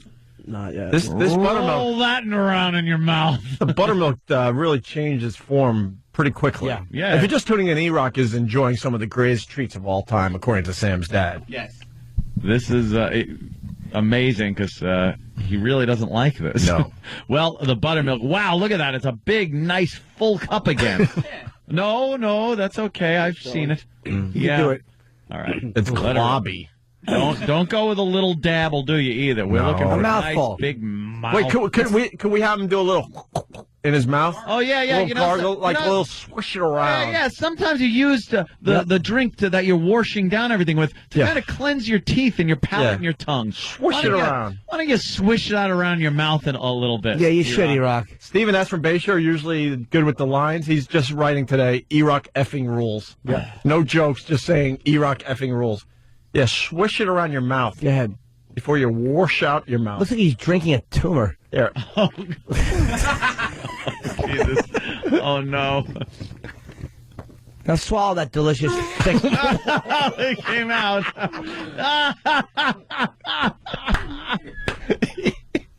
He can't drink it. Oh, he can't do it. How is this a treat in your house, Sam? There's a man vomiting from drinking it. This is supposed to be a treat. E-Rock, why don't you bite into the potato, because that's the only thing that helps you How about out. some pickle? I think that'd be helpful, too. Yeah, get that pickle. How about a combo? A little bite of the pickle and a nice big bite of the raw potato. Yeah. Is it an acquired taste, or I don't understand? It's just it's one of the great treats Of course. of our all time. We figured that out. I say you enjoy some pickle without the potato first. I don't like the way you're trying to kill the pickle taste. I know. That's cheating, and it Get bothers that me. pickle. You're wasting. You seem to like likes the the pickle. pickle, Last time, Sure he especially does. right after the buttermilk. The pickle has got to be very inviting at this point. He's angry. What's wrong His face looks angry. Now you don't like the pickle anymore? Why do you have such an angry face? I have no taste buds left. This is burning. He looks like little Steven on The Sopranos. He's making that. Yes, Sil. Yeah, thank you. Couldn't remember his character name. And a big. There he goes. Eating a granite countertop. Oh, E-Rock. Ant's taking video with his flip. Oh, yeah. I'll put some of this up on my Facebook later. And I've been sending pictures out to all the followers on Twitter. Opie Radio on Twitter. I'm sending pictures out as E-Rock enjoys the greatest treats of all time. Or some of it. Of all time. Yeah. I want to know in time what some of the other treats are. Yes. Obviously. Yeah, not today, though. No. That would be No, crazy. we're concentrating on the wonderfulness of the buttermilk. Around the holidays, your father will enjoy a gravel driveway. Did he eat up the sardine sandwich? Only half. No, only half, open. Oh, well, it's got to finish that up. What do you want to do, E-Rock? People starving. We're heading toward a break, but what do you want to do? I want to die is what I want to do. More sardine. All right, how about how about the grand finale? Let's go with how you want to do this, Ant? One big bite of the sardine sandwich, Yeah. throw in the buttermilk, and bite down on the potato all at the same time. Pickle. Pickle potato? 'Cause he loves that potato. This is the grand finale. You know how you see fireworks and you're like, ooh, and then it's finally, the ending? Yeah. Big bite of the sardine onion sandwich. How do you want to do this? Bite into the potato and then drink the buttermilk all at the same time, or one after another? Yeah, because you want Right. to Rapid enjoy each fire. taste. Rapid fire. All right, how about this? Listen to me closely. You got a big bite of the sardine sandwich, bite of the potato, drink the buttermilk, bite down on the pickle, end of enjoying this. But one something after crazy. another. Yeah. I want your rapid mouth fire. full of everything. Yeah. Sandwich, potato, pickle, milk. All right. No. Sandwich, potato, milk, buttermilk, pickle. Oh, yeah. Attaboy. End with the pickle. Here it is. The grand finale. And you got to do that until you swallow it. If you spit it back out, you got to do it again. Put it, get it all in your mouth. Okay, here's a big bite of that sandwich. You put in the sandwich down. It sounded like Don Corleone in the tomato field. And now the potato. Ooh, Nice. Ow. All right, keep going. Don't swallow too much. Nope. Milk. Big Mouthful of mouthful buttermilk. of buttermilk in there. And you Big mouthful. And Come don't on. puke. Don't puke until Here you get it to the goes. pickle. Hold it in. All right, hold it in. Hold it in. It's gone. No, he's trying out. It's gone.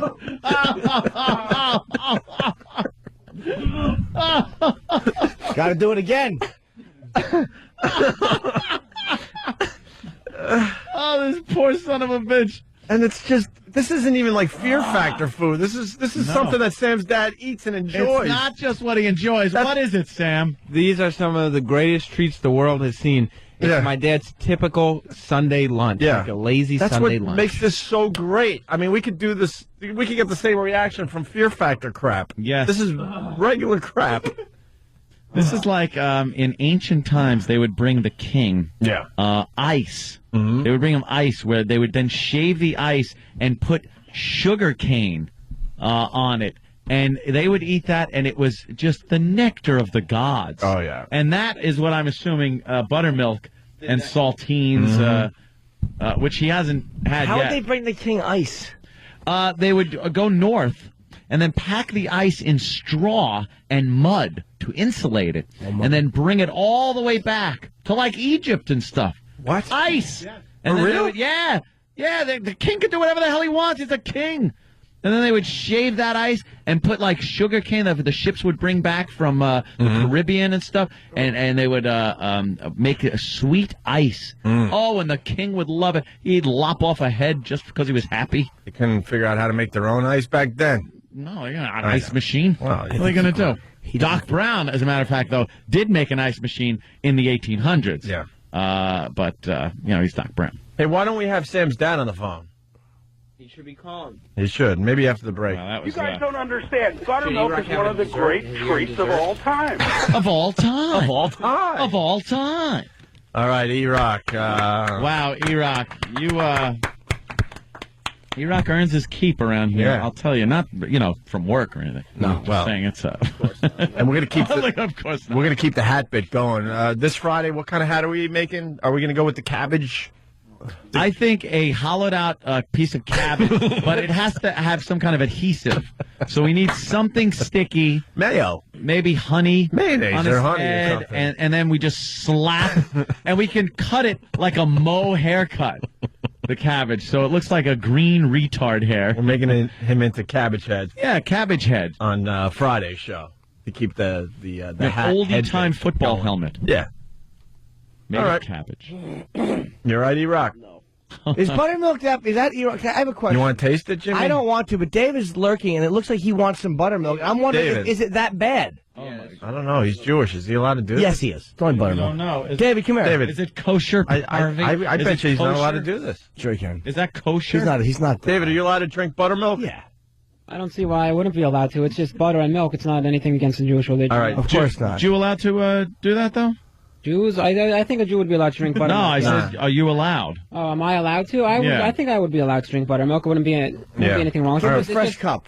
It's just a Isn't drink. there something about why don't you have a ham sandwich too, you friggin' don't know anything about the Jews? I'm not going to eat a ham sandwich, no. No? Of course not. That's crazy. No, I wouldn't do that, but I'd drink some Hey, buttermilk. try the buttermilk and tell us what it tastes like. I want to get him a clean cup, though, not one E-Rock spit back into it. Yeah, that's true. Good looking out. I wouldn't do that. All right, we'll do it after the break. Looking out. We'll do it after the break. No, let's do it now, I guess. Okay, let's hurry up. We're late for a break here. That's okay. We'll catch up sometime. Yeah, no. He puts the hat on. This kid's prepared. All right. David is going to try some buttermilk. He's smelling it. What does it smell like, David? Huh? Smells like butter. Jeez, you got your nose way in there. It doesn't smell like milk at all. No, it smells like butter. Smells exactly like 100% butter. Yeah. No, it doesn't. I'm To me, telling it smells you. like butter 100%, yes. They wouldn't have had that reaction if it smelled like butter. Yeah, it really smells like butter. There's something else going on with it. It smells like butter. Has a bit of sour. Does it smell like milk? No, not at all like milk, no. All right. Okay. Try it out. All right, give it a swig. Oh, man, this kid loves his buttermilk. I've never seen anyone happier to drink anything. What do you think?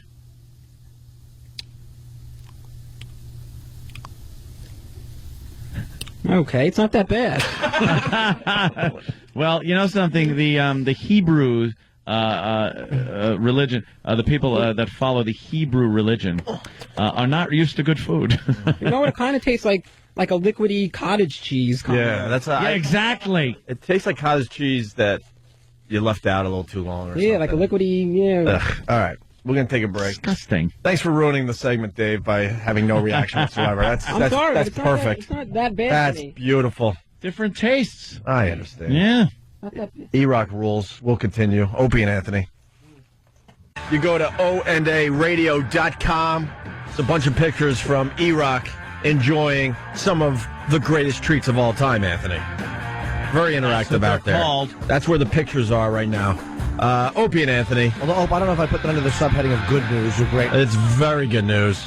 Wait till you see the picture of the aftermath of he splattered the greatest treats of all time everywhere, like he just blew his brains out. He's a messy eater.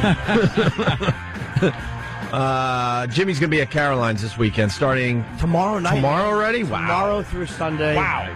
I can't believe it's tomorrow night. 212-757-4100. I get this whole thing I'm doing with the great treats of all time, actually. It's my closing bit. Wow. Where I juggle the sardine sandwich, the potato, the pickle, the buttermilk, and I ingest them all at once. Yeah. Take a bite out of each one as it passes by your mouth while you're juggling it. Yes. That's fantastic. While my toenails are being chewed off by an invalid. Hey, can we get a mouse update, too? Just something to think about. One of the guys in the back office, see if we caught any mice. We're going to move on, but we're very fortunate to have on our phone right now Sam's dad. He's like Edward Norton. We can only get him on the phone. He doesn't do it in studios. Now, this is the beauty of what you just heard on our show. Sam's dad actually enjoys the greatest treats of all time. Of course. E-Rock hated some of the greatest treats of all time. Sam's dad, everyone. Listen, what I want to know is, when did my lunch take over Whip 'em Out Wednesdays? Wow. Well, good point. Believe me, That's a good point. I've seen both. Yeah. Whip 'em Out Wednesdays is better. Well, Yeah. of course it is. It's kind of freezing around here, though, so girls don't really want to whip them out. But I guess that's true. The whole WOW movement continues. We just don't focus as much right now. But when it gets warmer, we'll certainly focus. I again. hope so. Well, now, E-Rock went through some of your greatest treats the world has ever known, and while you enjoy them, E-Rock's reaction, a little different. Yeah, one of our interns is cleaning up like they cleaned up the back of Kennedy's limo. Yeah. I have to tell you, the only thing I can explain about E-Rock is, you know how with wine, it takes a certain mature palate to develop that? Mm-hmm. Oh, So E-Rock maybe E-Rock has to continue on. I don't know. has an immature palate. Evidently. So you can actually just drink straight buttermilk, like without the crackers? Great. Really, it is one of the great refreshing drinks. It's not refreshing. It is awful. Refreshing is something like if you're working out and you're really thirsty, something thin like water, Gatorade. That's refreshing. Oh, yeah. Buttermilk is a heavy, viscous. It's not refreshing. It brings your mucus starts pouring out of everything mucus pours out of. Just a little observation. You can tell that Sam's dad was an ad man. I guess how he describes the things. talent of the beholder. Yeah. Wow. You're like Larry Tate. Yeah. But if it's really hot, would you come in and have a cool glass of buttermilk to cool off? Absolutely. Absolutely. A cool glass of buttermilk A cool glass on of a buttermilk. hot day. Yes, absolutely. And does it bother you when it gets thick and begins to get the skin on the top? It doesn't get sick. What you do is you shake it up and you drink it. You don't sit there and play with it. When he sweats, he looks like Ash from Alien after he got hit over the head. This white stuff pouring out of him. Oh my God. And you pretty much eat that every weekend. Well, I would eat it a couple of times a month. Yeah. All right. When it's time to reward yourself. Exactly. But then you guys reward? probably wouldn't want to know about Sam's mother's brother who liked mustard and sugar sandwiches when he was a kid. Mustard and sugar. Oh, E-Rock's going to enjoy that. Wait, I used to do margarine and butter sandwiches because we were poor. Poor people tend to live in clusters. Wait, mustard and sugar is too... Margarine and butter or whatever are too similar. You could almost deal with that. They're of the same ilk. Yeah, but mustard, you're confusing the hell out of your palate. Look how happy he is though while he eats it. Just listen.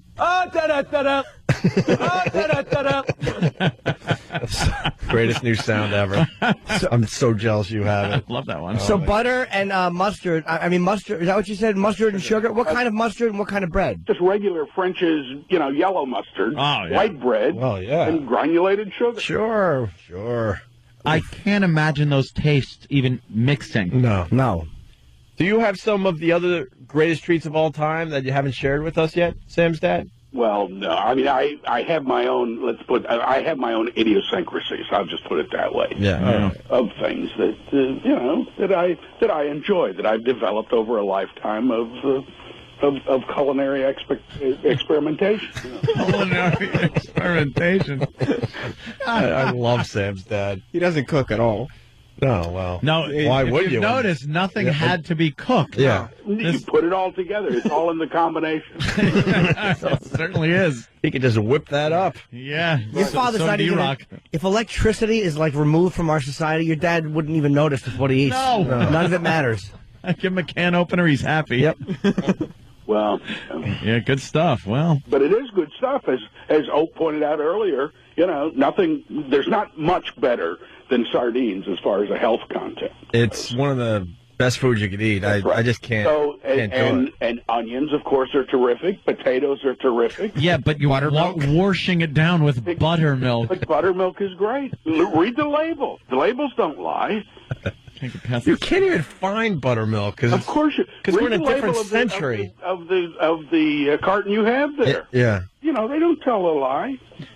Yeah. Companies don't lie when they're plugging products. You know that, right, sir? You got 'em. Yeah. Per serving. Serving size is 1 cup. And you're getting 100 calories. That's a lot.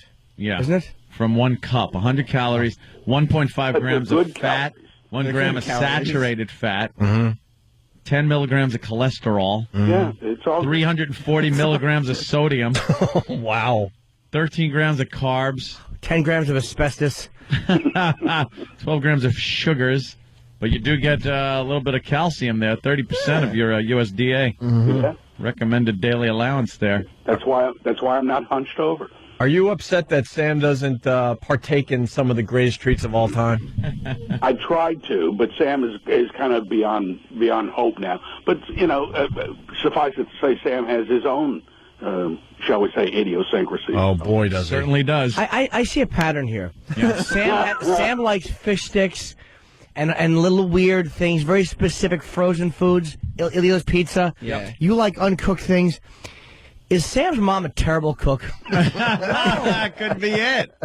Is Sam's mom a terrible, terrible cook? She is certainly an indulgent cook. No, she's a ridiculous cook, actually. Like, she Really makes good? everything from scratch, like pie crust from scratch, and Well, then why are you guys eating crap out of cans? I eat crap. I eat crap a couple of times a month. Well, you want to save it to make it special. Sure. So she's a good cook. Wouldn't be special if you ate it She's a every very day. good cook. Okay. But she won't come in the kitchen after I have my sardine sandwich. All right, Sam's dad, everyone. Sam's dad, thank you. Thanks, guys. I'm going to step out of character. We love your son. He does a good job for us. Isn't that grand? Isn't that grand? All right. Okay, thank you. Grand. Everything's grand. 1850. This guy is so old school. Sam's dad, everyone. Quick update from Mars. The other joint has a mouse problem. Got a lot of mice. Yeah. Mars, what do we got? What's the update? Good morning, muchachos. I'm sorry to inform you nothing. We have nothing. What are we doing wrong? Have you seen any mice this morning? Smart mouse. No, I have not seen any mice this morning. Well, let me ask you a question, Mars. They moved my trap, which I didn't care for. Where'd they put it? They put it directly underneath the intern area. How about they put it back where it was? Oh, that's good. Absolutely. But I think that you would be better off if we move it over to by where the vacuums are. I'll trust your judgment. Yeah, you can move my trap wherever you want. Yeah, Mars, move the traps around. We got a nice bet going on here. First guy to catch a mouse. Okay, no problem. And make sure the traps are working. Oh, yeah, I tested them this morning. The batteries are good, LEDs go on, and all that good shit. Yeah, we're just... Oh, Well, technically, he is over there. Yeah, he doesn't know any better. They're electric traps, and they're working fine. All right, Mars, thank you. All right, no problem. Bye. All right, we there you also have... We have Otto coming in at 8. Otto will be joining the show next, I do believe. But first, it's Black History Month. Ooh. We're gonna like what are we doing here? We're paying tribute. Sure. To so I guess some of the lesser known black heroes throughout American history. There you go. Perfect setup. To celebrate Black History Month, the Opie and Anthony Show is recognizing those historic African Americans without whom this country would not be the melting pot it is today. Today we honor actor Tony Burton, who played hard-nosed trainer Duke, whose presence in all 6 Rocky films collectively adds up to 1 page of dialogue. Let's start building some hurting bombs. Hang in there, Tony. Unlike Apollo Creed, you didn't die. There's always a chance you could be back should Stallone choose to make Rocky 7. Stay tuned for more icons of Black history. Yeah. On the Opie and Anthony Show.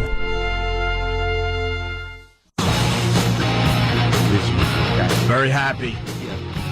Moving right along, we got Otto from Otto and George in studio. It's the Opie and Anthony Show, by the way. Anyway, I enjoyed your buttermilk sardines segment. I was having my bowl of Lucky Charms with Diet Pepsi and washing it down with a chicken salad sandwich with Ben Gay on wheat toast. Boy, I got here just in time. You guys are completely out of ideas.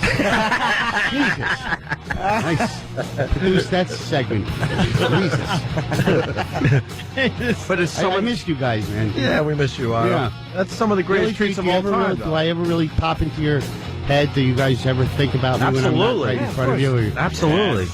Are you just busy shoving wads of cash into empty paint cans like Vito on The Sopranos? And late at night with your piles of money. I got your DVDs. We throw them in. Really? Yes, you, man. of course I do. I love Otto. Thank you, man. So you're on the Facebook, too. Yeah. Saw that. Is that good? Yeah, you know. We hooked up. We're pals now on there. Does George have his own page? George gets a book out. George should have his own page. Yeah. You should be working 2 Facebook pages. Yeah. One for yourself, one for George. God. Yeah. Are you guys like, what kind of friends are you? Are you doing the tickle fights and all that other weird stuff they do on Facebook? I ignore every one of those things. Yeah. Ooh, a poke. You got a present. You got a kiss. Wait. You got a heart. You got a this. You got... What's a poke? I don't know. I just delete them. Yeah. And then everybody trying to get me into the stupid mafia thing. What mafia thing? It's like a game, a mafia mob war game on Facebook. And I'm just like, ignore. Become more part of my family, and I'll do... Shut up. Ignore. When are they going to have the technology to put the image of a computer onto a widescreen TV, or do they have that They yet? can now. Oh, yeah. They can already? Oh, yeah, they got that. Because every time there's something great on YouTube, I go, I want to see this bigger, you know? Oh, They've already worked on that? Oh, good. My screen is the biggest. I got an old flat screen TV. You know what, though? My computer screen is an old TV that's not old. It's flat. It's this big. But it's a computer screen, or it's a separate TV screen? It's like a monitor. Same you pop thing it now. in, and Really? the quality's wonderful. Oh, okay. Progressive scan. We're living in great times technology-wise, yeah. Really? Yeah. The thing is, with YouTube videos, though, if you blow them up the size of a big screen TV, it's going to be all pixelated. A little and stuff bit. Because they you lose a little, but compress the crap out of it. Drop out of clarity. That's all right. Yeah. It's Yeah, old. but you just back up and you squint a little bit, and man, it's like high def. Yeah. I'm telling you. Yeah, sure. Try it. You think I'm crazy? Yeah. Come on. So I haven't been here in a while since your Obama won. I know you weren't too happy about him. Obama president, nah. Yeah. He loves Obama. Yeah. What? He just doesn't know it yet. No, yeah, and I don't think I'm going to know it for at least 4 and perhaps 8 years. I'm tired of the celebration. You know, you can't dance. Stop dancing and get on with your job of being president, you know? Yes. Really.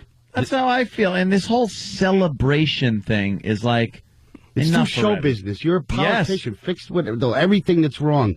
Always try. The White House had to actually. The White House had to put out some kind of statement where they're going to try to curtail merchandising of the president. Oh, because it's gotten ridiculous with the people hawking T-shirts and buttons. Yeah, but stuff. Doesn't that help the economy? They should just allow that to continue. Not down here in Midtown, my friend. I think if you go uptown, every corner you could buy a T-shirt, a thing with him with a halo nailed to a cross, whatever you want to see. The new Messiah. Black people really think that their lot in life is going to change now. This guy's a politician. He doesn't care. Let me ask some of the old ladies up in the Bronx that are being pummeled by some young gentlemen. If things have changed since Obama's been in, they got videotape they're playing all morning on the news of this lovely gentleman that is going up and just pummeling old ladies. Yeah. And stealing their money and doing whatever else. It is the first. He is the first black guy to be followed by security outside of a department store. Riggit, I thought that was good. That is good. Nice. Where are you going to be, Otto? Should get the plug in. Treehouse. God, I got. Well, that's why you're here. Let's be honest with each other. I have a performance this Saturday. No, I didn't come here to plug. I came here because I feel like I'm vanishing when I'm not on this show. I'm just somewhere out there in the B room universe, and then when I come here, I feel like I'm pertinent again. You played at Treehouses, right, Jimmy? Yeah, Treehouse in Saturday with Danbury. Yeah, they love Stanford. Stanford. This Saturday, Otto and George, Treehouse Comedy Club, Stanford, Connecticut. TreehouseComedy.com for tickets. And all my Long Island friends on February 18th at the brokerage. In Belmore. I haven't been there in a while. Nice little spot there. It's nice. They fixed it up. It's cool. Yeah, it's good. Good show. What else is going on with you, Otto? Took a trip to California with Trish. We took 9 days driving from San Francisco to L.A. to Vegas. That is one of the coolest rides you could ever do. I know, but I was checking in and out of hotels every 2 days, and I said to myself, this is like doing a gig without getting paid at the end of it. I'm exhausted, and I have less money. I'm constipated from the change of water. I was miserable by the end of the trip. I saw Penn and Teller in Vegas. They treated me good. Yeah, those guys. Yeah. Rule, Did you take the Pacific Coast Highway, man? Yeah. That was a little scary at times. It is, right, with the cliffs and stuff. Yeah. And you stop and you can hear the seals like a quarter mile down. Yeah, it's just it's just a pubic hair from death on some of those cliffs there. And people are like driving up behind us and like they're mad because you're not going 80. How many people around just fly off that road? Yeah, they just sail right out there into eternity. They just sailed right out there. There's got to be just an amazing amount of people that just perish on that roadway. I went to the Hurst Castle. Boy, did I feel poor after seeing how that guy lived. Oh, yeah, huh? Oh, my God. He had a swimming pool the size of a football field. Yeah. And he had the Marx Brothers over there and all these rich people. It was amazing. There's some Symbionese Liberation Army pictures of Patty Hearst. It didn't even occur to me, Patty Hearst, until later on. Yeah. Because you were allowed to ask questions on the tour, and I just kept asking him about, I was trying to do Fatty Arbuckle jokes. Yeah. And the lady wasn't having it. She was like, "Oh, Mr. Hearst was Mr. Hearst." He's just protecting his name. What about the Charlie Chaplin stuff? Also, wasn't there that big scandal with the murder on the boat? Right. Okay. Yeah. How about that, you tour guide liar? He had a big pool. Did he have Abbott and Costello over? And then Lou went, "Hey, that's a good idea for the yard." Okay. Abbott, there's a kid in my. That's why they couldn't get him out. He was sitting there. He would have been fine if he could have spit it out. Abbott, there's a kid in my. In my... What are you saying, Lou? As a kid in your pajamas? No, in my... That's terrible. Oh, little wispy hairs in the skimmer.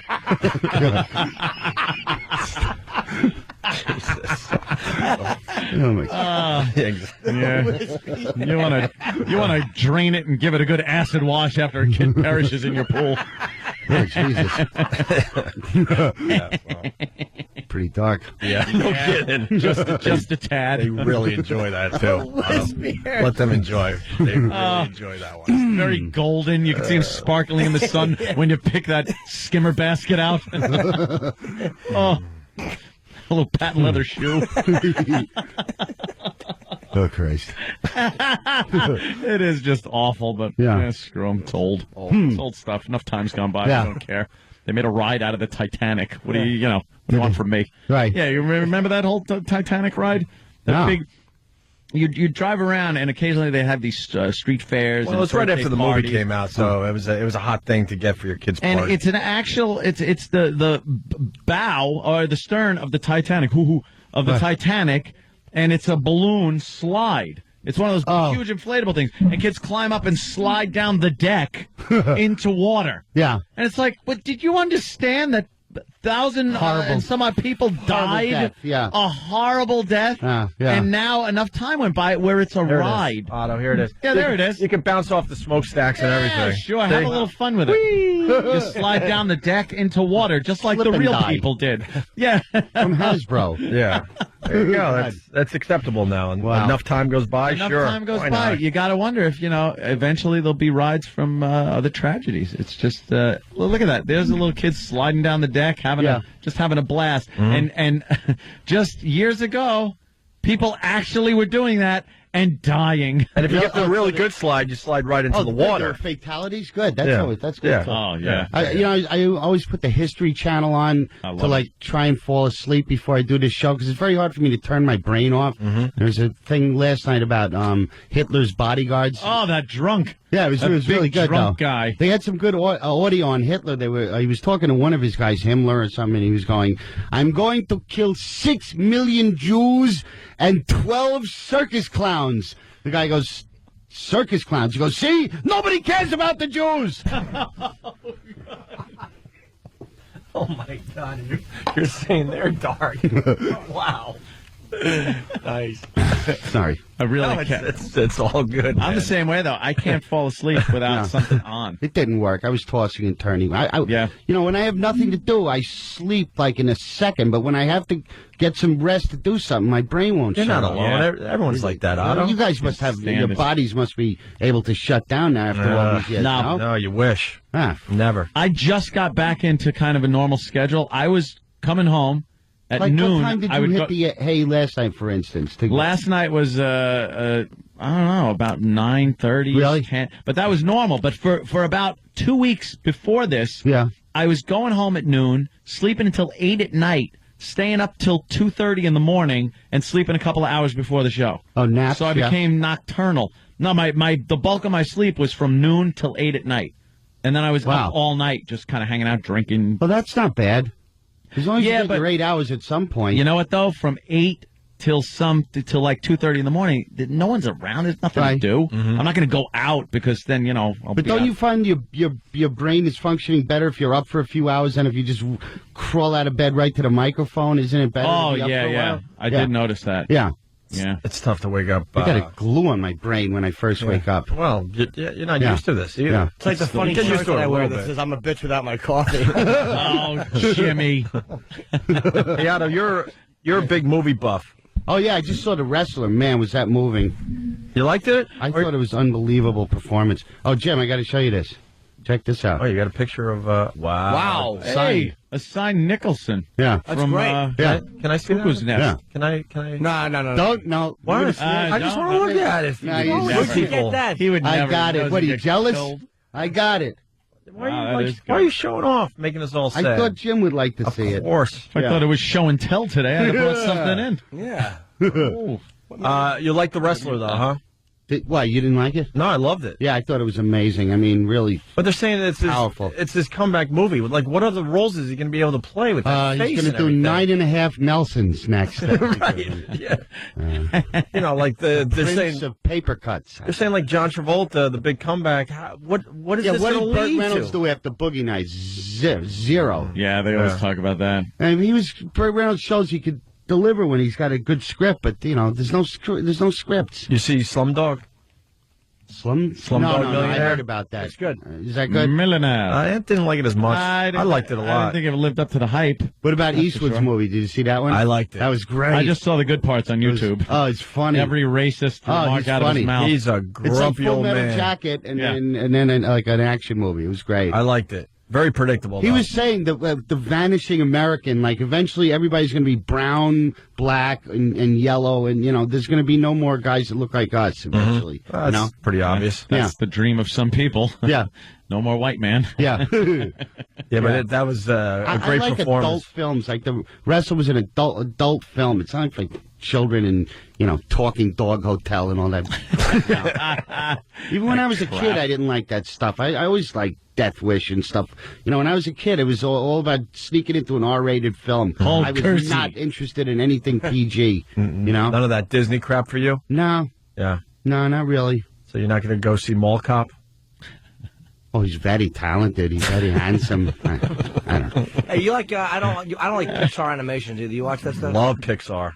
You mean computer animate? Yeah. No, I prefer the old organic claymation. King Kong, the original. Yeah, I'm more traditional. Really? The They- Pixar where they move like Michael J. Fox. Yeah.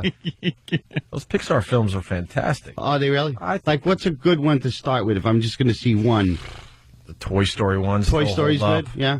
Right? Yeah. What's some of those other Pixar movies? Cars. Huh? Oh, yeah, Cars. Monster Inc. Monster Inc.'s good? Cars was good. Cars, okay. Toy Story 2. Yeah, Toy Story 2. And they got the new one. What is it called? Incredible. Up is the new one coming out. What voice is that? Oh, that's our politician You friend. know what? Oh.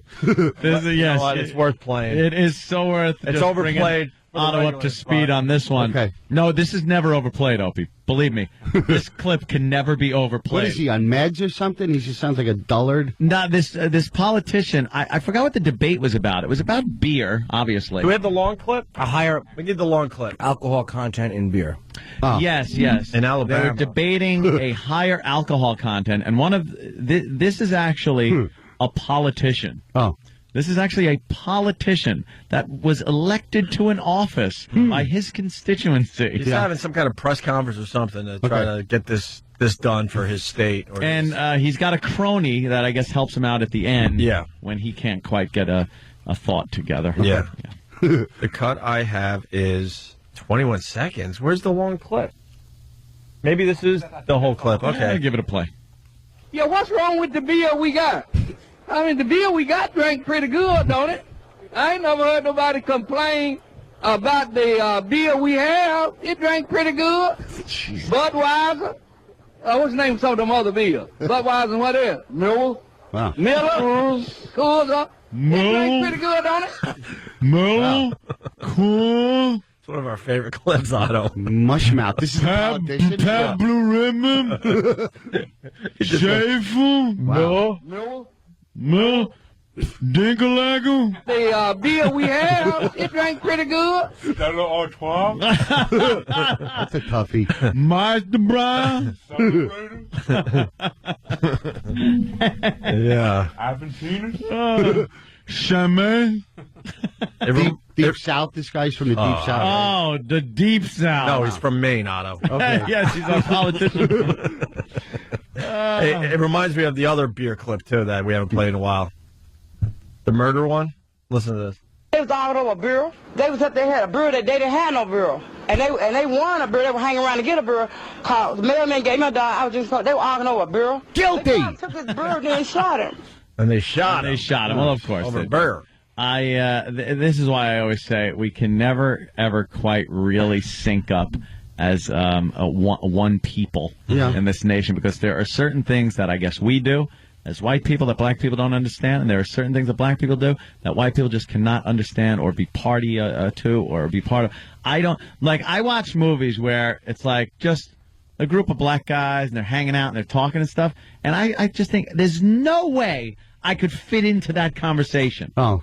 They're just throwing around some cool slang and everything, and their clothes and what they're doing and how they're treating bitches and stuff like that. And I'm just like, how could Whitey fit into that? And then you got your Whitey thing, like my activities, what I like doing, how I like hanging out with my friends and stuff like that. And I don't see, like, you know, unless you're a black guy that's grown up in a predominantly white household like Obama, can actually understand and fit into that. Most of them are probably just trying to fit into the pack, and they'd love to go to Banana Republic with you. Yeah. But they're just trying to be all gangsterish just to fit in, you know? Yeah. Well, no, So half of them are probably nerdy. There's got to be black I don't nerds. think so. Yeah. I'm sure they are, but I think they're more gangster than just like our gangster guys. You know, their nerds beat our gangster guys, unless, you know, you're talking about the Italian mob. Okay, yeah. But I don't know. It's just this whole lifestyle thing where it's so separate to me. I don't understand a lot of what is going on. Like you watch on YouTube and you see some videos of this guy. This one guy was driving one of his bitches down in Detroit, and he's videotaping the neighborhood, and they're talking about it. And I'm like, first of all, I don't understand what he's saying. Secondly, we couldn't do this. And the way he's treating his bitch, like, shut the F up, bitch. Bitches. Just a different world. I would love to treat that woman like that. How great would that be? Yeah. Shut up, bitch. Who wouldn't want to say that? But then you get yelled at. Yeah. Yeah, you do. I would. They're not as afraid to go to the slammer for spousal abuse because they're going to see all their other best friends in the home. Yeah, that's another thing. Like, it's more part of their normal life is you're in prison, you're out of prison, you know what I mean? Yeah. It's not a big deal to go away for a while. We got a question from Eric in Ontario for Anthony. Eric, Canadian. You're on the Opie and Anthony show. How's it going? Good, man. Anthony, do you base all your racial opinions off of movies? Off of movies? Yeah. No, a lot of them, because it's kind of like a reflection of, and I'm not talking about like watching House Party or anything like that, but it's, you know, a reflection of the community. You know, you watch movies based on Whitey, and you get kind of the Whitey angle.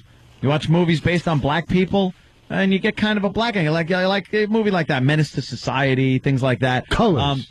Colors. You watch things like that, Great movie, right? Yeah. and it's not that isn't out of the question that people do talk like that, act like that. I know it's a drama, so there's a lot more action in it than probably would be in the normal run-of-the-mill life of a black gentleman in South Central, but I couldn't imagine living in that lifestyle.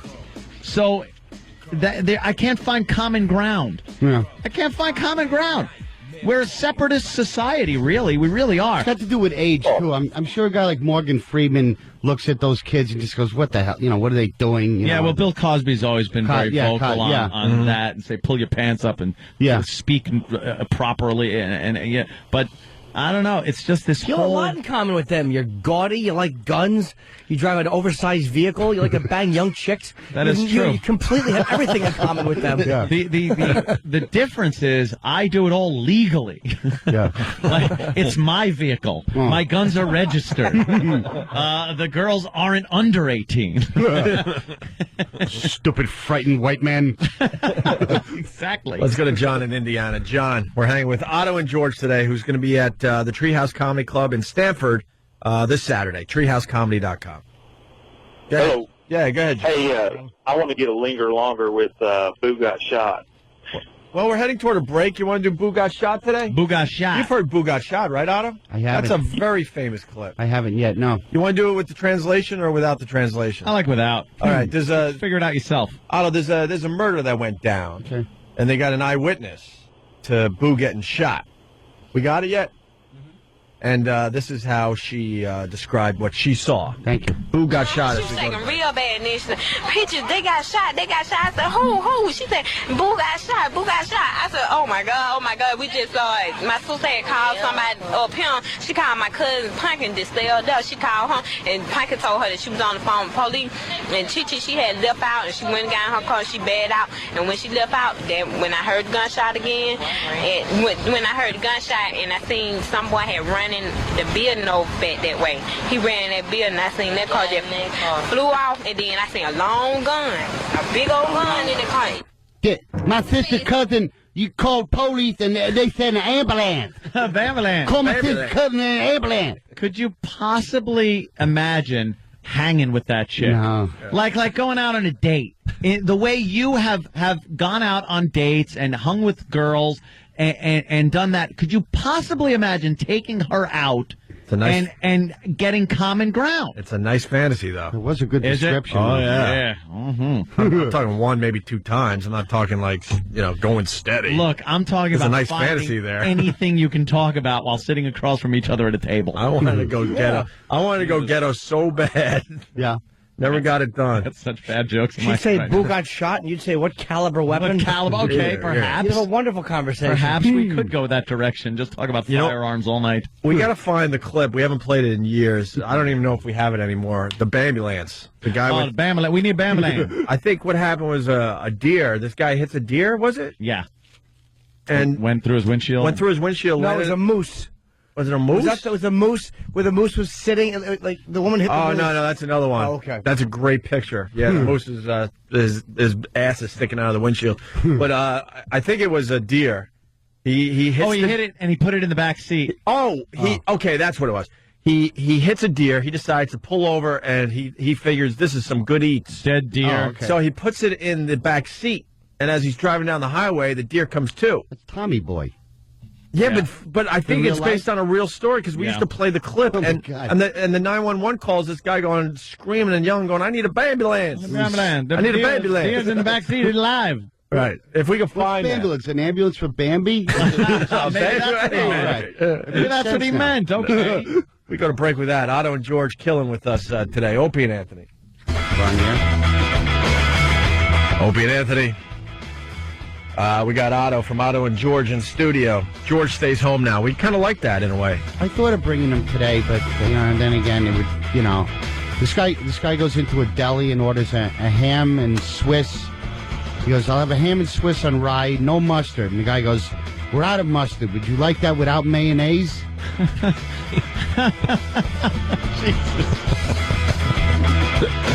Otto and George at the Treehouse Comedy Club in Stamford, Connecticut this Saturday, treehousecomedy.com. And then for all the Long Islanders listening, February 18th, Brokerage in Belmore. You can see Otto and George. That's going to be a good show. Yeah, we got lots to do still, but Jill's on the line from Blairstown, and it says, "Aunt is so funny." I think it's probably going to be sarcastic. I don't know. Let's find out. Jill?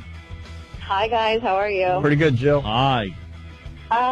I've been listening for actually just a couple of months. So, But Anthony, you crack me up. Like, you're so ignorant that it's just hysterical. Like, I can't even be mad at you. He really is, right? I knew it. The ignorance is ridiculous. What am I ignorant about, Jill? And he's please? a very intelligent man. One of the smartest guys I know. No, enlighten me. I want to know what I'm ignorant about. No, you're very smart. And everything about races and it's so funny. Like, I can't even be mad. You just crack me up. But okay, hold on. How is my opinion on how the races are and how they act together and things like that? How is that being ignorant? I'm basing it on something. And there is a kind of an opinion on the whole thing. I'm not saying. Yeah, I mean, you're definitely entitled to your own opinion. Right. So I'm not. Everybody can say whatever they want to say, but it's just, I don't know. It just seems like you get your information off of the most stereotypical movies and websites. Well, no. I also I look at the world. I look at people. I'm a people watcher. I do that. It's not just based on movies. I'm not that crazy. But Well, were you beat up by a bunch of black guys like every day as a kid no, or something? or? I grew up. I went to school in Central Islip at one point in my life, out on Long Island, and it's known to not be one of the best neighborhoods around. And I did have some problems with some black gentlemen back then taking my money. They would always love taking the white kids' money. They come. Are you really just a sad little boy at heart and you just need some love? No, why can't it be, Jill, why can't it just be that this is the way it is? And I'm just kind of talking about what it is. While we were talking about this, let me just enlighten you a little bit. While we're having this conversation, I'm distracted by the news watching a savage beat the living crap out of an old lady. They're both black. It's black on black crime. Which, by the way, is 90% of the crimes that black perpetrate are against other black people. That isn't my opinion, by the way. I didn't say it was. That's the way it is. Why would you say that is? Yeah. Why is there a disproportionate amount of crime in the black community than in the white community or any other ethnic groups? I think that they just publicize it more. All right, so you say it's the media. No, it's not. It's statistics that are collected by the FBI, by the prisons, that there is a disproportionate number of crimes that are committed by black people, right. as opposed to white people. That's the fact, because that's what they do. Yep.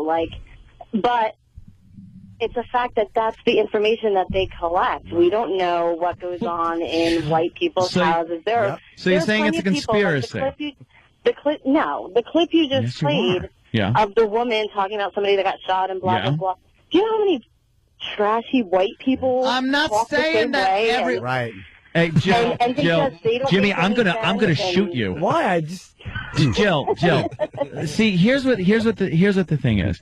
I'm not saying there aren't dumb-ass white people. As a matter of fact, there are more dumb-ass white people than black people because there are more white people in the country. I'm talking 10 or 11% of the population of this country account for 50% of the prison population. How is that possible without there being a conspiracy? Jill? just the way they report it, right, Joe? Shut up, Jimmy! God, you son of a bitch!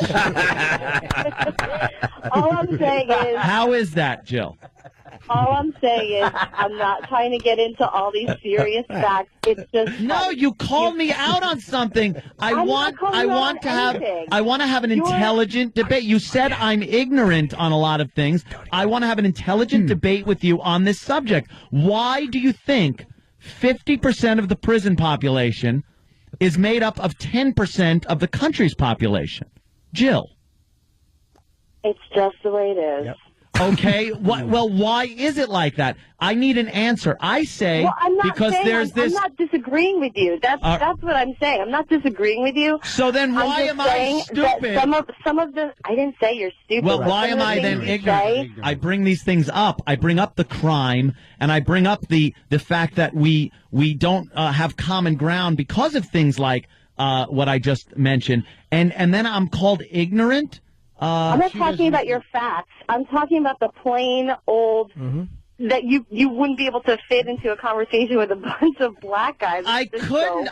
Why is that funny? Do you look? Why? Because I don't understand. I don't have a common ground with a group of black people. I can't step into that. You certainly can. Unless you're talking about the ghetto guys. I am. And the hardcore rap That's guys. what I'm talking But about. there's a lot of other black guys out there. Ghetto black guys do you run into? Yeah, really. I steer clear. Because it's dangerous. Another great point from Jill, right? It's dangerous for white people to be around a black criminal element, as much as it would be for a black gentleman to be around a group of skinheads. It's dangerous. That's what I'm saying. Ooh, I love getting you all riled up. I know. Don't you? Yeah, because you're really doing it, not the bastards that are surrounding me right now, agreeing with you. Well, you know, it's making good points. Hold on, Jill. You raised a good point about which one? The Jimmy? There's a lot of stereotypical. A lot of times, right? Like he just kind of gets his stuff from movies, right? Yeah. I noticed that too. Yeah. Shut it, Jimmy. Before I go, I just want to say, Jimmy, I love you. Oh, thanks, sweetie. Shut up, totally Jimmy, that liberal ass. Thank you, He's sweetie. a lib. You liberal Democrat jackass You know, Jimmy. what am I That's gonna what we do? call him. Listening, We call him so- liberal tree hugging Jim. Hold on, pass. I'm a Jill hugger. Pass along the wealth. Let's spread it around. Jill, what do you look like? Got it. Funny, and he's very witty, and I love him. Thank you, baby. Is that Jill, it? what do you look like, Jill? Jill, how much do you love black? Hey, You just hey, love it? do we have to You go just there? love it? Do we have when to go did your there? father disown you, Hey, Jill? hey, let's keep it fun. Oh, I have a very loving father. All right, I'm kidding. I'm sorry. Jill, are you a pretty girl? What? Pretty girl, Are you are you? Grady? pretty girl, are you, Mr. Grady? You chopped liberal Jill up and left her body in the hallway. There you go. That's what I like to hear. Nice and dirty. She was talking to a cook. Hey, All right, everybody say hi to my husband, Ben. I'm sure he's listening. He's very proud of me right now. All right, Sleeping with yeah. Jimmy. all right. I'm sure he's very proud right now. Go see Jimmy at Caroline's this weekend, Thursday Yes. through Sunday, I do believe. God, people just can't be honest. I know. Everyone that says Anna's wrong has never worked. Oh, hold on, I'll read them all out for you. Yeah. Shane and Philly, just to see what's going on out there. Everyone that says These Anna's are, by wrong the way, has never worked with black people. These are opinions that people have gotten through experience, whether that's right, wrong, or indifferent. This is what people are living. Brennan in San Diego, Anna's giving facts. She's calling them theories. Michelle in Rockland County, I understand both sides, but Jill shouldn't attack Ant. Chris in Missouri, smartest black people can also be ghetto. Tony, black guy from D.C., Ant watches movies and thinks we're all the same. Well, can we have a guy? I think a guy like Tony and Ant would be All right. very interesting. To, Sure. I watch movies and think they're all the same. I all love right, hold on a to minute. talk to Tony. Jim in Long Beach, I'm a cop. Jill is the ignorant one. Scott in D.C., and I think you're ignorant too, but I love it. And Paulie from the NYPD, I want to back up Ant with facts. Yeah, there you go. Well, Tony from D.C. Tony, you're on the Opie and Anthony show. Hi, Tony. What's up, Tony? What's going on, fellas? What's up, man? Hey, Ant. Yeah. This guy, Ant. I mean, I love the show. I've been listening for years, but Thank you, Ant sir. just has been going further and further down the crazy trail. Yeah. The longer the years have been going on. Look, Ant. Yeah. Nobody. Look, I wouldn't fit into minister society. Okay. Yeah. Most black people wouldn't fit in minister society. That is a crazy, ultra-violent movie, you know. Yep. But to say that that's the same thing as a white black person hanging around skinheads kill black people. Yep. Black people, if you go around black people and you hang around with some black people, they'll just say, what is that guy doing in the hood? You know, but they're not going to go up and test your balls or anything. You know what I mean? I think if I try walking through East New York on a Saturday night, I am getting effed up, dude. I am getting effed up. If I walk past certain street corners, I'm a dead man. I'm done for. It's just the way it is. That is, yeah. And most of the violence, like you said, most of the violence is black people on other black people. Right. Yeah, that's because white people aren't around in those areas. White people are around, but if you hang around any bad neighbor, if I walked around a trailer park on a Saturday night, I mean, hell, I might get, get messed up. You're I might right. Get killed. That's my whole thing is we're still a very separatist society because I don't think we can find common ground. What's, Tony, give me a brief, what is your Saturday night like? What do you do on a weekend? On a weekend, I sit at home, to be honest. All right. I sit at home and Who's I home? just watch TV. Huh? Oh, man. Come on. Come on. I'm teasing. I like Tony. Come on. What is that? We got an opportunity here. He's Come on. actually making very valid points. What is that? No, I just sit home, to be honest. I might go to a bar every now and again, but it's nothing crazy. Like, we don't stand on the corner and talk about our bitches and all of this stuff.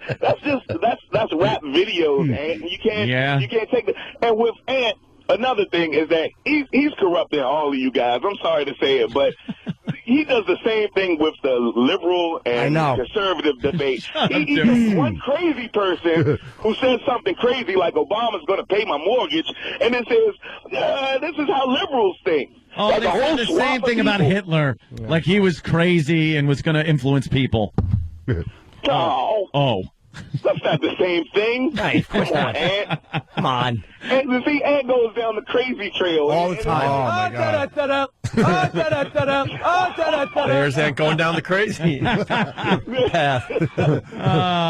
No, I like Tony. That's because I expected, what do you do on the weekend? You hang out, you drive around in chopped down Chevys. But how with, can you like Tony? He's with black. some weapons in there, You and can't possibly just like hassle Tony. the police when they pull you over. That's what I expected. No. All right. Well, but see, we talk back to the police because they're always around.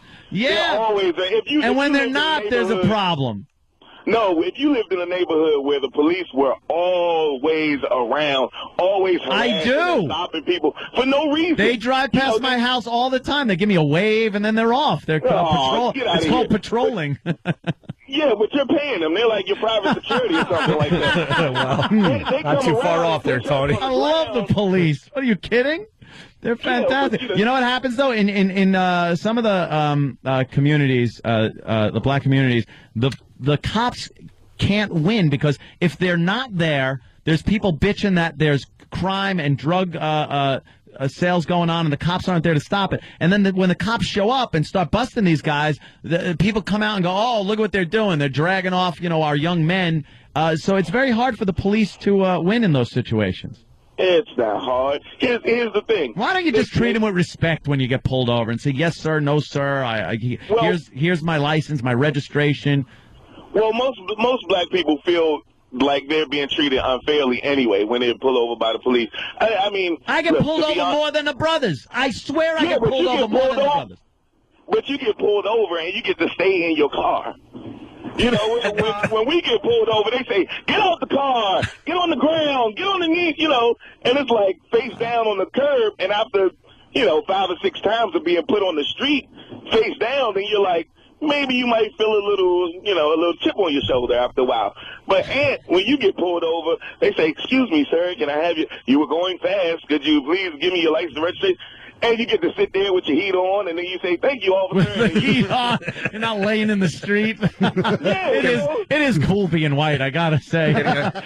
Getting a cold chin.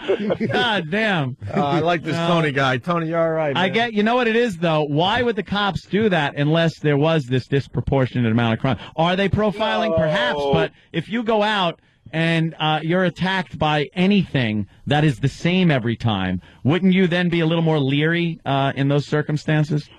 But Basic human here's nature. the thing.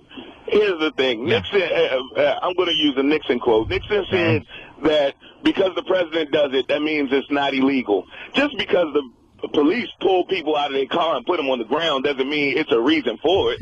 Tony, can I ask you? They could just be jerk-offs. Hey, Tony, can I ask you a question? Like, you know how you say you'll give the cops an attitude sometimes because your experience with cops has been kind of unpleasant, so you kind of will prejudge them when they pull you over. Right. Doesn't it kind of work the other way, too? Like, if a lot of cops work in certain neighborhoods and have had primarily bad experiences with black people, or most of their bad experiences have been with black people, how come it's wrong for them to kind of prejudge? No, it's okay, but here's the thing. I would like for white people to at least acknowledge that may be going on. See, Ant's whole thing is if the police pull you out your car and put you on the ground and, maybe kick you around a little bit, then maybe it's a reason for it. Right. But it's never a reason, it's never the other side. Ant never sees the other side. True, it may be some cops who had bad experiences. That's why they act that way. And it's some black people who had bad experiences. That's why they act that way. But just acknowledge both of them. And just say, people get pulled up. What you want, MFer? I don't think every time they're dragging every black guy out of the car and putting him on the street either. But don't you think that maybe if as a community, you guys could get together and realize that if you clean up you clean up some of the crap that's going on in the community, that the police wouldn't hassle you as much. Where did that come from? I mean, obviously there was an initial prejudice there, but hey, we got a black president. So I think if everybody just strives to be law-abiding citizens, drive nicely, and not have drugs and illegal firearms in the vehicles, not roll the window down and have a ton of pot smoke come out, maybe things will change. Again, I love that Snoop Dogg video too. But I got it from a Snoop Dogg video. But see, that's not the thing. It's always going to be people who break the laws, unless we all act like ants. You know, unless we all have our roles to play, we don't question, we just do, you know, what we're supposed to do. But that's never going to happen because we're people. I hear you. I mean, we're a-holes by nature. So, you know, most people don't want to do the right thing when they're supposed to be doing it, you know? Yeah. But we got to go to break, Tony, but definitely. Thank you guys, though. Great talking to you. I like the points he made. Yeah, Tony, call back anytime. You were real good, man. Very cool. Thanks, Tony in man. D.C. We got to take a quick break. We'll do a little mopping up in just a bit. Stay there. Right. Opie and Anthony. We got to get out of here. They're ready to start the music marathon here in New York City. And we're going to go over to Sirius XM and do some cursing, check our mouse traps, and spend more time with Otto from Otto and George. Yep. This Saturday, Otto, Treehouse Comedy Club, Stamford, Connecticut. Another fine appearance today by yourself. Thank you. Yes, very good. And then the brokerage, February 18th for everybody out there on Long Island. Anything else? Caroline, tonight? No, tomorrow. Through Sunday. Yeah. 212-757-4100. I'll be there. And my whole new thing that I've been doing, we're really physical comedy, where I've been kind of doing this improv thing where I bring people on stage and we act out a scene. Yeah. Yeah. It's really funny. Shut up. No, it's great. I'm like, what's the occupation? Someone will yell a job. Abortion doctor. All right, please. Oh. All right, you're an abortion doctor. Yeah. At a deli. Go. Yes. That looks like... I'll have a slice of what looks like my left job. Yes, I mean pimento. Want to thank Sam. He's gently sucking the pimentos out of the olives. I meant to say olive loaf. I'm such an idiot. Pimento is good. That works. I tripped into a good one. And Sam, of course, for bringing in the greatest treats of all time. Or some of the greatest treats of all time. Sam's dad, got to thank him. Yeah, pictures are up on onaradio.com. And we're working on the videos. They'll be around tomorrow, I assume. A lot of puking. E-Rock just couldn't handle some of the greatest treats of all time. Because we mentioned it, we leave you today just before the music marathon with the I Need a Bambulance phone call. Right. We'll see you tomorrow. Family. This is the ambulance emergency line. Do you have an emergency? I need a ambulance. Who is this? Joe. Okay. Where do you need us? I'm in the phone booth. Okay, what's the address there? Hold on. Okay, sir, did you call through 911? No. Okay, Joe, I need a location. What street are you on? I'm in the phone booth at the stop and go. Yeah, I'm at the... That's it. I'm at the stop and go. Well, I'm in the phone booth. Let me tell you what. I'm going down the road, driving my car, minding my own goddamn business, and a deer jumped out and hit my car. Okay, sir, are you injured? Now, let me tell you. I get out and pick the deer up. I thought he's dead. I put the deer in my back seat, and I'm driving down the road and minding my own business. The woke up and bit me in the back of my goddamn neck. He bit me and he done kicked the out of my car. I'm in the phone booth. The deer bit me in the neck. A big dog came up and bit me in the leg. I hit him with the tire iron and I stabbed him with my knife. So I got a hurt leg and the deer bit me in the neck. And the dog won't let me out of the phone booth because he wants the deer. Now who gets the deer? Me or the dog? Okay, sir, are you injured? Yeah, the deer bit me in the neck. Hold on. The dog is biting me. Hold on. God damn it, get out of here. Hold on. The dog is biting my ass. Hold on. All right, continuing with the Opie and Anthony show. Otto from Otto and George has made the walk. Yeah. Some of you guys, you don't make the walk. We like when we see you make the walk. Yeah. Otto continues with us. All right, got a nice audience filing in. Ooh, onto the bleachers. And Mousetrap still nothing, huh? Wow, that's... Fuck, you'd think there were no mice around here. That's becoming a bust. We know that the place is infested with rodents. I think they got the exterminator coming in tomorrow, too. So game over. Bit is going to be over tomorrow. Fuckers. Fucking wankers. There's a couple things we couldn't get to because we had a lot of action. It went fast over there today. A lot of I noticed action. that. Yes. That's the sign of a good, solid program. I know Jimmy likes a good comic strip. They're fucking so funny, man. You enjoy a good comic strip. Yeah, I do. And there's something going on with Dilbert that's making a lot of news today there, Jimmy. Oh, what? I miss you reading the comics, by the way. It's been a while. Nah, that's too funny. How you all laughed out. True. Do you want me to tell you what happened to Dilbert, or should we play the audio and have the big surprise? Let's play it, because Dilbert always gets me. He always catches me off guard. Dilbert is what? Is he is he like an office space It's not type? office humor. Office humor? It's office humor, cubicle humor, bosses and sub-bosses and, all that kind of crap. Yeah. Secretaries, paperwork, cubicle crap. TPS reports. PC load letter. PC load letter. I don't even know what the fuck that means. I gotta watch Office Space. PC load letter. That was the one. I never freaking out over it. What the fuck? I never got Office Space, and everyone's like, you gotta watch it a couple times. Yeah. So I'm gonna give it another try. But yeah. Dilbert is in the news and his comic strip. Listen to this. And it is sure sign of the times. Cartoon character Dilbert has been fired. Dilbert has been fired, Jimmy. What did Dilbert do again? Oh, I think it's because of the economy. You know, you got to be relevant with your comic strip, right? This has got people talking. A symbol of the downtrodden worker. Dilbert says, my side business, DilbertFiles.com, is getting lots of attention. I have a feeling I will soon be leaving my cubicle behind. All in favor of firing this idiot for using company resources? What? I don't even know what we just heard. What was that? What the fuck does that mean? It's in parts, but... Did Dilbert get fired? Did he stop running that shitty comic strip? Yeah, what happened? Did the guy get fired? Sam, you're making everyone angry today. What No the one fuck gets is it. Who going on with cares? Dilbert and his stupid comic Gives a strip? fuck. Well, you guys were probably just like, because it's very funny. You got to listen to it again.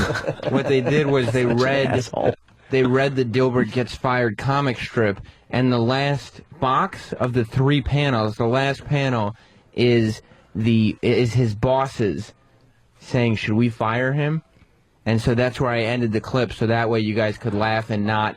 Oh, and then we're gonna find out. Right, and then there's some more audio after that, but I wanted to end the clip there so you guys had a minute to laugh. But what is Dilbert? Okay, thanks for putting a little break in there so we can laugh. Yeah. But wait, Dilbert. Appreciate that. They might fire the guy.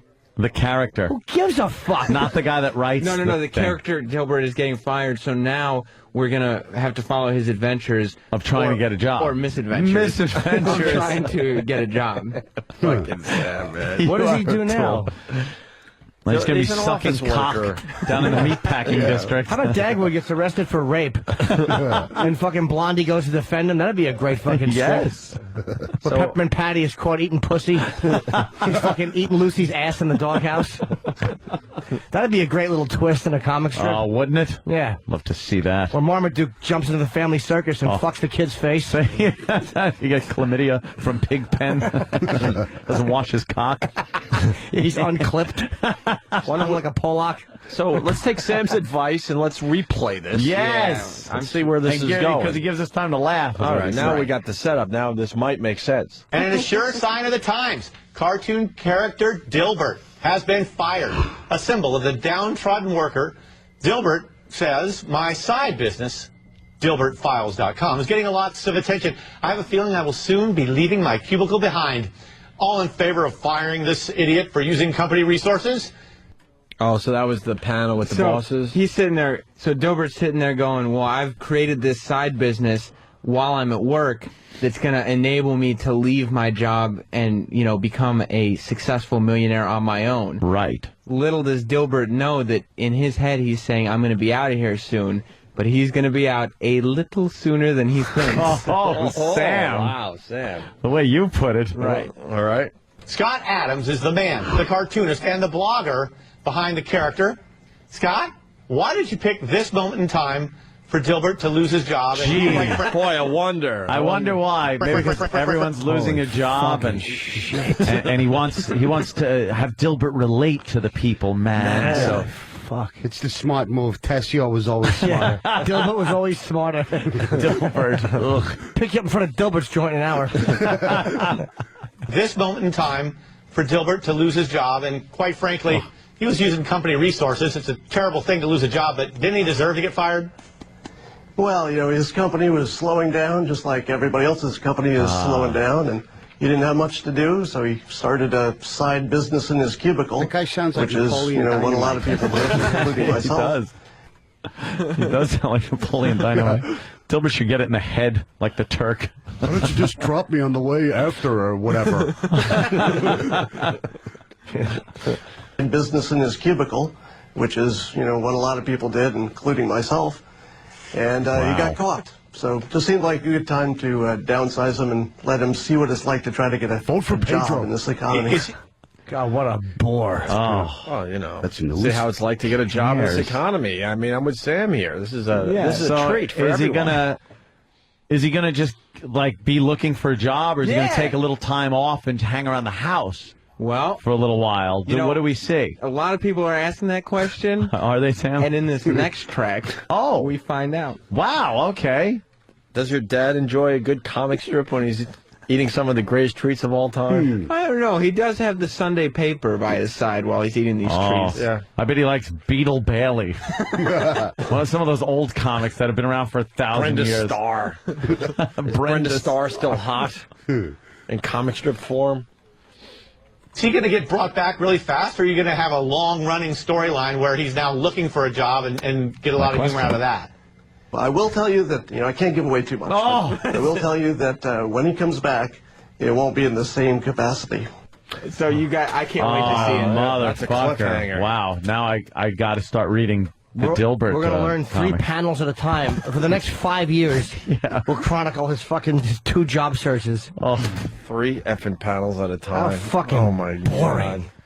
When they stop with fucking comic strips, no one laughs when they read them. It is nobody. An archaic form of entertainment. Jimmy, nobody laughs. It was relevant in the 20s. Get us a newspaper. What are you talking about, Jimmy? They hurt my throat. Is that today? That's why I don't do it. Now, is that in today's paper, Dilbert? Getting fired? Or is that maybe happened already, and now we can get an update by reading today's paper, Sam? That's a very good question. I think, Sam, you should be on top of the whole Dilbert thing and bring us updates from time to time. I will give you Dilbert updates. Where will be our Dilbert connection? Has he been fired? Dilbert has been fired. Officially, he's been fired. Dilbert's jobless. So the listeners are going to be begging for they're going to be begging for the Dilbert updates there, Sam. Yeah. So make sure you don't disappoint our fine listeners. Maybe he'll shoot himself and his family. That would be great, wouldn't it? We don't have a Dilbert today, but we have Beetle Bailey today. Fuck Beetle Bailey. Doonesbury? The New York papers don't have Dilbert? Is probably the funniest comic ever. Yeah. You can read it, and then you just don't understand it. We don't even have Dilbert in our papers after all that. What a waste of a page of newsprint. These are good. Comics. This gets you angry. Hey, look at Jimmy. He's reading the funny papers. Funny papers.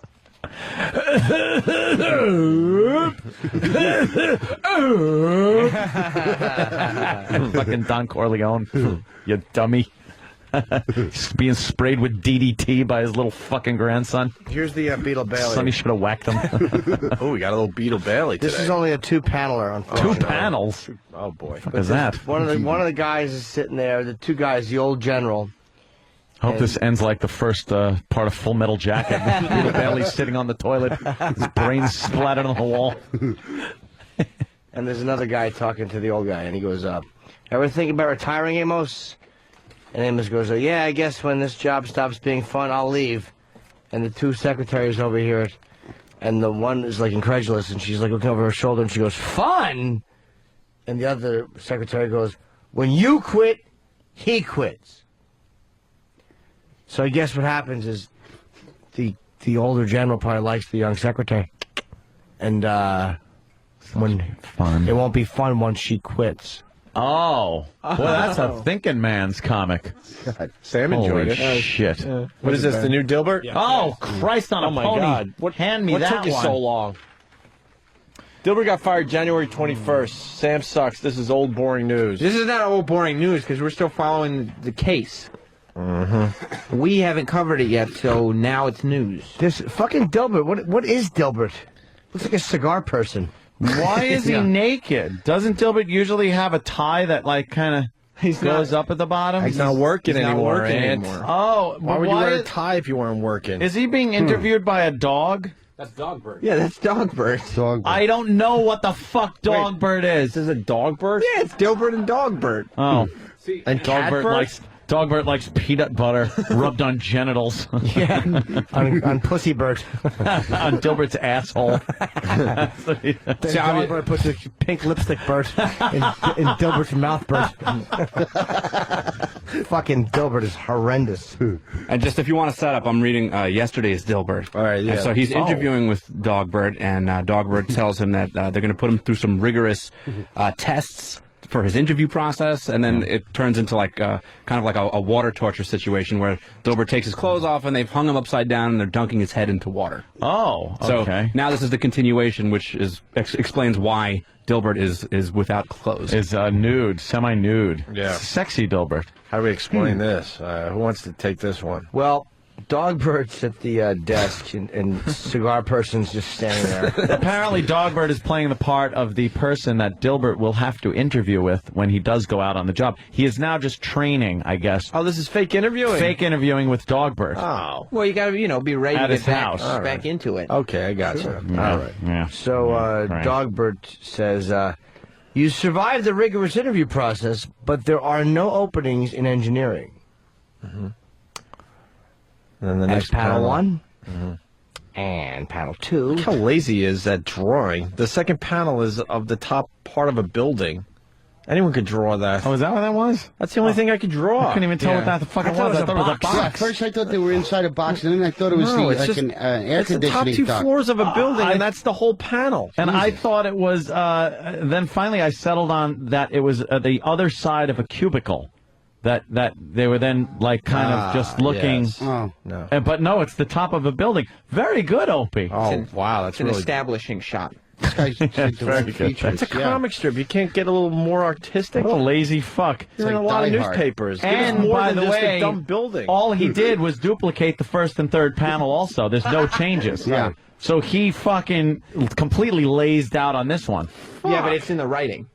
Shut it. Yeah, the writing is good, though. All right, so you got the top two floors of a building, and I mean, that is it. And it's a lame-looking building. It looks like a cubicle, like these guys were saying, or a box. All right, go ahead. And Dogbert, I guess, says. Dogbert says... You don't know because you don't see the characters because, Yeah. he's lazy. Why would you? Yeah. Dogbert says, however, I am prepared to offer you a position in sales. And Cigar Body says, you mean a job?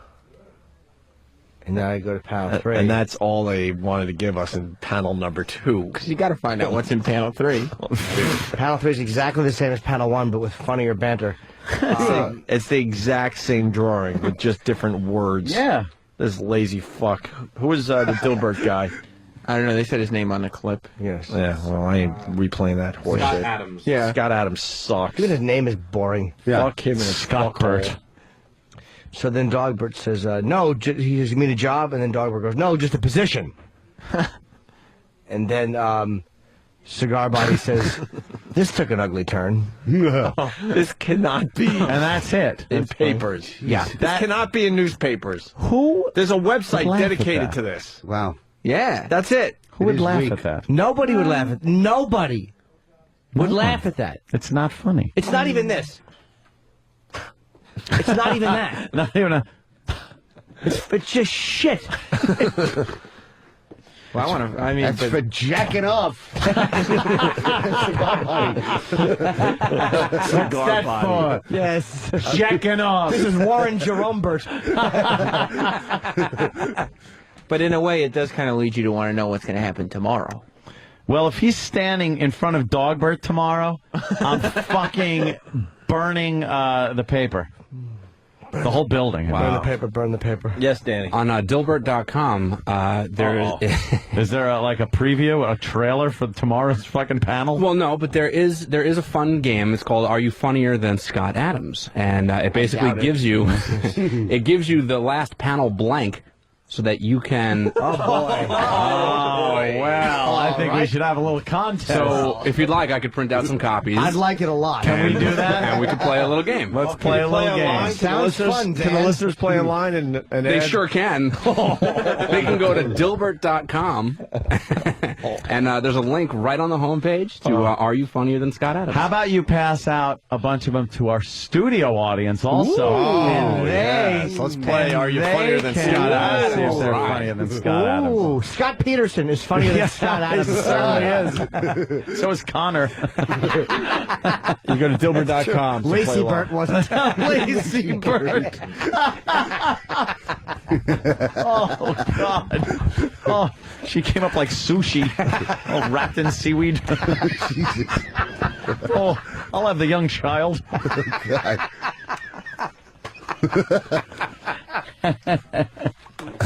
Oh, God damn. Oh, that's very funny. Little wasabi head. Oh, boy. Oh, boy. Yeah. What kind of a job do you guys think he'll end up being able to get? Oh, Sam, let's see. You can only imagine, Sam. Funny bone remover?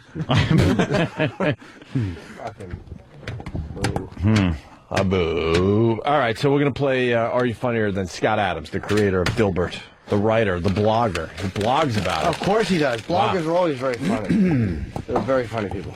I can't wait to see what happens. How long has Dilbert been around? Forever. Yeah, it seems like forever.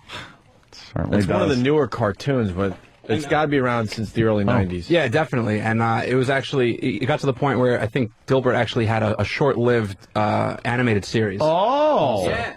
Where? I don't remember the original network, but I think Comedy Central syndicated it for a UPN? while. UPN? Oh, I was trying to knock that off. You did pretty good. I know, close. Danny, what's this clip? Some repo clip that's supposed to be pretty good. Calling a bank. What do we got here?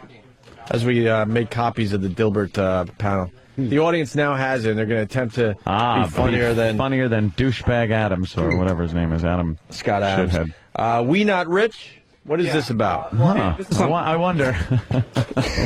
We Not Rich. Okay. Yeah, well, this is really, it's something quick. It's something for Aunt, really. Thank you. You really just have to play it, I think. I mean, you'll listen to this voicemail that was left for a banker. Okay. Somebody had called to try and repossess a vehicle for lack of payment. Yeah, that'll happen. It will. And this was the message that was left back to the bank. And it kind of goes on for a while, and you go, okay. And then there's a nice little punch at the end that makes sense for everybody. Righty? Yes. Y'all come to get the car? The car is not here. The car is in the shop, and one part is at another shop. If y'all want it that bad, y'all can go pay that man to get it out, and then pay the person to get the other part out. I mean, because you act like y'all couldn't be patient. You knew that we was going to get it taken care of. So if y'all want it that bad, y'all can go get it. You pay the man and pay the other man, and we can leave it as that. Because we're not owing that much on the car. Y'all want to trip on it now that we only got on 1,000 or 2,000 on it. So you know what? God bless y'all. Y'all can go pick up the car. So you know what? Give me a call back, and I will give you the direction to where the man is. And I will let him know that y'all going to be paying him to get it out, because y'all don't be patient. We're not rich like y'all. That's one thing y'all going to have to understand. But one day, this year, we will be. Because we have Barack Obama. You cunt. You fucking cunt. Wow. Ugh. I just felt bad for her. Shut it. I did. She said they took her car. First of all, this dumb fucking goon doesn't even understand. The repo guy can go to the fucking garage or wherever the fuck this car is that she says is being serviced in 2 different places. Where did she cut it in half and take it and repo the fucking thing? And the bill is still going to your stupid ass. What a dummy. Obama president, nah. But I'm not rich like y'all, but I will be. No, you're not. No, you're not. You're gonna take Aunt's money? Yeah, well, she got her car taken away. You heard. Good. She's gonna be rich. Ugh. Like all of us. And my fucking taxes go up because this cunt has to fucking get more money. Because I gotta help. Because I gotta help bring people up behind me. This is the shit I'm talking about, by the way. When people call me delusional and stupid and ignorant and fucking, I only get my shit from movies and stuff. No, that's reality. That's fucking reality. That's what we're dealing with. That's what we're fucking dealing with. Ignorant motherfuckers like that who think they're gonna fucking get rich off people that are working for a living. Asses. There's a few out Good. there. Get your car repoed, you cunt. There's just a few out there. It's not an epidemic. Leave a few or of your anything. kids in there too while you're at it, so I don't have to pay for them. Oh, what a twat! God, is that annoying? Oh, that clip is annoying. Fucker. Oh, good. That's going to make this Dilbert fucking panel real easy. All right. We got the Dilbert thing. At least there's one word I know how to spell by heart. Now, the comic strip we just did for you, you could, like, do the third panel yourself. That's where we're at. So we got the, you survived the rigorous interview process, but there are no openings in engineering. Second panel with the building. However, I'm prepared to offer you a position in sales. Cigar Body says you mean a job. And now we got third panel as we play Are You Funnier Than Scott Adams, the creator and writer and blogger of Dilbert. And you can play along at home at what, Dilbert.com? All right. First entry. First entry is from Otto's friend. Otto, you didn't introduce your friend. Well, that's Roger Sullivan over there. Roger Sullivan? Yeah. From Ho-Hocus. Ho-Hocus? Yeah. What the hell's Ho-Hocus? It's north of Paramus. I didn't know of a town called Ho-Hocus. Yeah. Danny, you want to read this? You take the entries? Sure. Are you funnier than Scott Adams? So, should I recap the whole panel again? I did, but yeah, do it one more time. Right. What the hell? So the first panel, Dogbert says to Dilbert, you survived the rigorous interview process, but there are no openings in engineering. However, I am prepared to offer you a position in sales. Dilbert replies, you mean a job? And in this, our first entry in the Dilbert game here, Dogbert says no, and Dilbert says, well, I guess I could deal pot. Mm-hmm. Wait, what is he saying over there? What? You're hoping for a little something more than that? Oh, wow. Why would the mic be on? Why? Why would it be on? I'm so glad the listeners get to see it for themselves, because a lot of people think it's just a bit we do. No, it's no bit. It's reality. All right, we'll try again. Yeah. I just thought it would be funny if Gilbert hit hard times and became like a total degenerate, you know. That would be funny. I don't know about that. That's encouraging. All right. Hey, anyone else have entries out there on the bleachers? Jimmy's handing in his. Anthony handed in his. Mine can't be read on the air. No, mine can't be read on the air. Maybe with the button. Maybe with the button. Maybe with the Sam, button. you got an entry from the listeners? Yeah. All right. What is his third panel? This young man's panel says, sort of, you'll be head bull prepper. And then Dilbert says, in that case, I'll go back to Ted's filament factory. Wow. Hey, all right. Nice. Okay, here's one. Let me read this. This is just from somebody, Anthony? Yeah. Yeah, okay. However, I'm prepared to Jesus. offer you a position in sales. Yeah. And then Dilbert says, you mean a job? And Dogbert says, no, Obama president, nah, we're giving your job to it.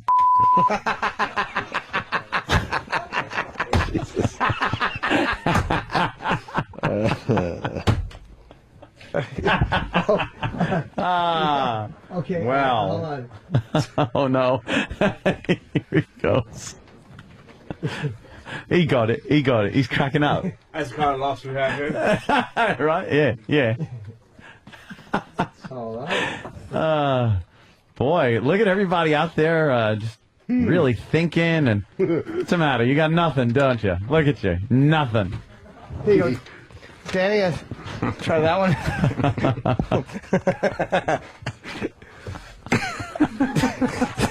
Okay. Uh-oh, that's never good. Okay. All right, so however, I am prepared to offer you a position in sales, and Dilbert says you mean a job, and Dogbert says, yes, you can do Opie and Anthony's job once Aunt gets them fired.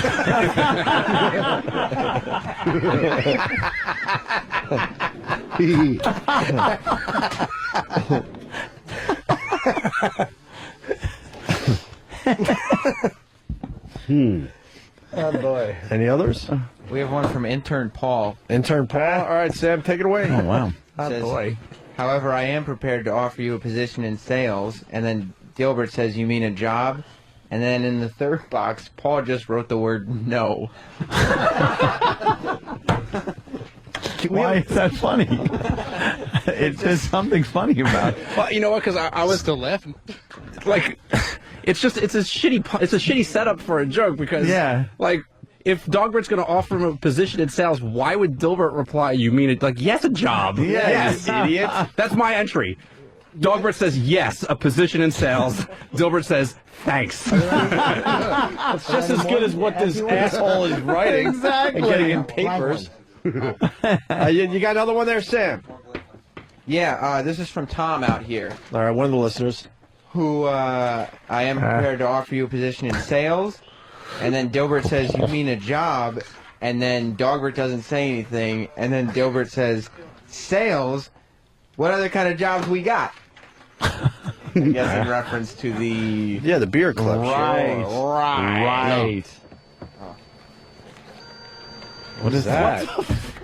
What is that? That's someone's what is fucking phone? UFO? That's our copy machine making more Dilbert. Oh, Dilbert saying, wow. Well, can the intern that's holding that wireless mic point it away from the copy Put machine? it right down on the copy machine. What's wrong with this? Okay, we have another one. Yeah. From Kevin.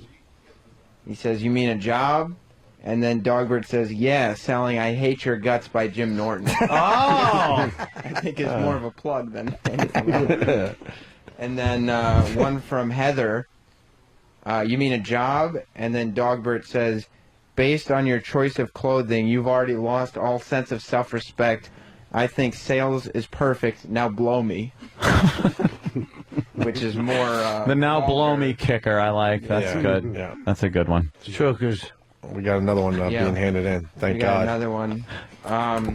You mean a job? No. You are going on welfare and taking Aunt's money. Oh, that's, see, I don't like that. I don't find it funny. Does he have those blank ones? Yeah, they're coming. Oh, we got more blank ones being passed out. Good.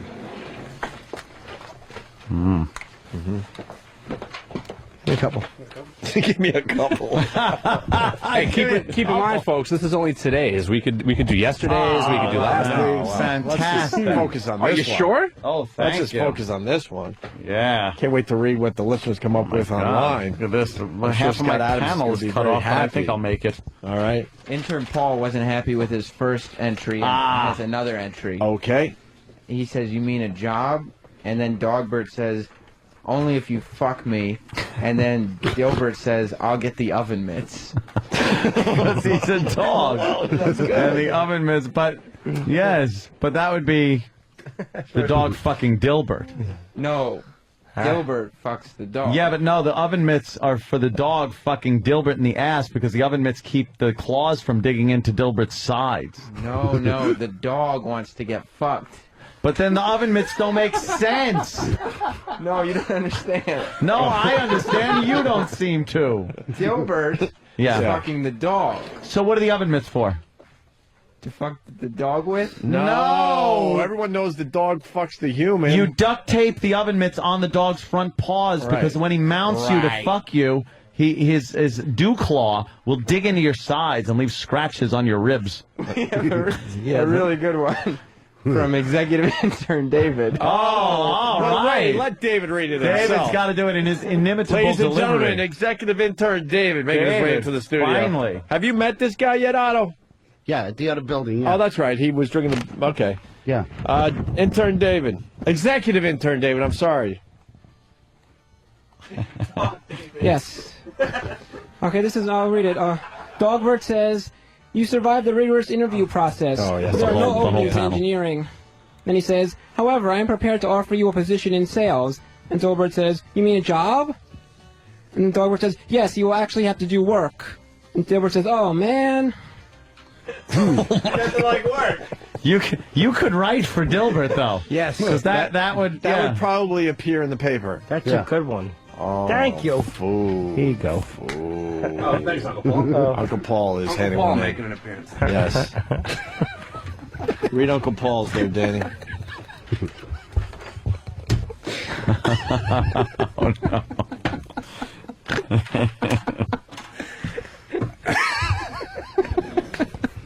Well, I don't really think that it's Dogbert and Dilbert having a conversation. It just kind of seems like a question that Uncle Paul was kind of wondering. All right. Oh, really? Okay. Thank you, Ken. Cartoons is fun. It just says... You have to read the cartoon. Okay, let me read the cartoon. So we know what the first panel is, and then Dogbert says, however, I'm prepared to offer you a position in sales, and Dilbert asks, you mean a job? And I'm not quite sure who's saying this. It's just kind of in the panel in bad handwriting. It just says, you got any kids I can fuck? Jesus. And can is spelled K-A-N.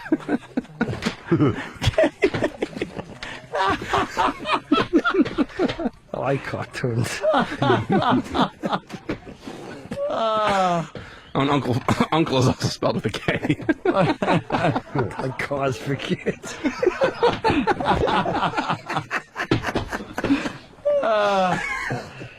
Sam. We got a couple more. Yeah. Heather has a follow-up. You may remember Heather. She's the one who wrote, based on your choice of clothing, you've lost all self-respect. Yeah. I think sales is perfect. Yeah. Now blow me. Yeah. Okay. She's trying again. The follow-up. Okay. He says, you mean a job? And then the dog says, I said blow me. It's kind of a follow-up, yeah. Oh, It's kind of a sequel almost of Then we've got Dilbert 1.5. We've got one from Kevin, who Dilbert says, you mean a job? And then Dogbert says, more like begging. You're selling Voss tickets. Oh, see, and Rich isn't even here to defend himself. That's not fair whatsoever. Wow, that's so not right. You got another one there, Sam? Yes, this is a good one because it's political. Okay. Oh. Okay. Dilbert says, you mean a job? And then Dogbert says, yeah, a job. Wait, Bloomberg just cut that one, too. There you go. I get it. Because that's the way he's running the city. Okay. All right, we have another entry. Yes. So, again, Dogbert, however, I'm prepared to offer you a position in sales. Dilbert asks, you mean a job? And Dogbert replies, yes, you can clean cum out of my handlebar mustache. Jesus. Wow. There's a nice little callback. Wow. Oh, shit. Sam, back to you. We've got one from Keith. Yeah. And then Dilbert says, you mean a job? And then Dogbert says, yes, but you'll be selling Gap the movie. Oh. And then Dilbert says, I would rather drive my wife to suicide. Oh, wow. That kind of A happened. little Paul O bashing going on there.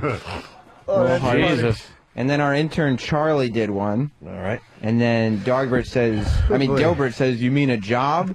And then Dogbert says, no, a position in sales, you cunt. So, that's the blow me approach. Yeah, just something dirty. It'll always make you chuckle. Yeah. Are we about done there, Sam? I think we have Heather going for a third home run. wow. Oh, God bless her. You should just apply for the fucking job. Heather, what's the plug again? Why not? What You got what? George Gallo and Terry McNeely at Ollie's Point on Sunday, February 8th.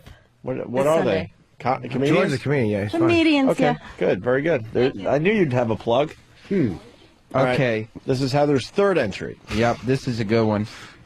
Dilbert says, you mean a job? And then Dogbert says, stop staring at me. Because he's just looking at him. You know. I'm getting a report that they won't allow curses online. They effing bleep them out on you, so you got to work around that if you're trying to do this online at Dilbert.com. Intern Scott has one, which I don't know why he's taking shots at people in this one, but Dilbert says, you mean a job?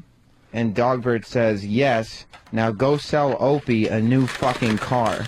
They're tying it into the show. Yeah, I'm working on that car thing. Hope that's okay with you, Scott. He's working on it. You don't have to answer him. All right. And the fart ends the segment, I do believe. Yeah, there's a good one. Exclamation point. We should take a eatsy break. An easy break. I got an eatsy. An eatsy break. Otto from Otto and George in studio playing the Treehouse Comedy Club, Stamford, Connecticut on Saturday. Saturday, yes, sir. And then the brokerage out there on Long Island on February 18th. Mm-hmm. More with Otto from Otto and George in just a bit.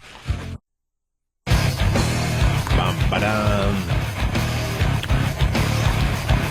Said something about Bill Hicks earlier. Oh, yeah, I would love to hear you want to hear audio. the Bill Hicks stuff? Yes. Oh, that would be Letterman's nice. lead up, definitely. Otto, you're a fan of Bill Hicks, right? Yeah, absolutely. One of your guys knows Bill Hicks. Yeah. A lot of people know Bill Hicks. I never got to see him live. He's one of my favorites of all time. I got to meet him at that's huge. Governor's down in Levittown. Adam Ferraro was opening up for him. Right. And went back in the dressing room, and there was Adam and Bill Hicks. That's cool. Shook his hand. Felt privileged because I was a big fan at the time. You were? Yeah. Fuck yeah. More people are becoming fans after his death. And Yeah. it's so weird when you listen to his stuff. A lot of it can be said today. Kind of timeless. Some of the references are a little off, but besides that, the material's right there. If you just put in different names of things, you could use the material. Well, he now. beat the shit out of Bush, so, you know. Yeah. You play that stuff, it sounds like he's talking about the current president, the president that we just said goodbye to. I'd love to have heard his take on our current president. I'm sure he would have liked him. Yeah. But I'm sure it would have been very funny. You should go to you should go to YouTube. Letterman. I thought this would get a lot more attention than What's it did. the YouTube?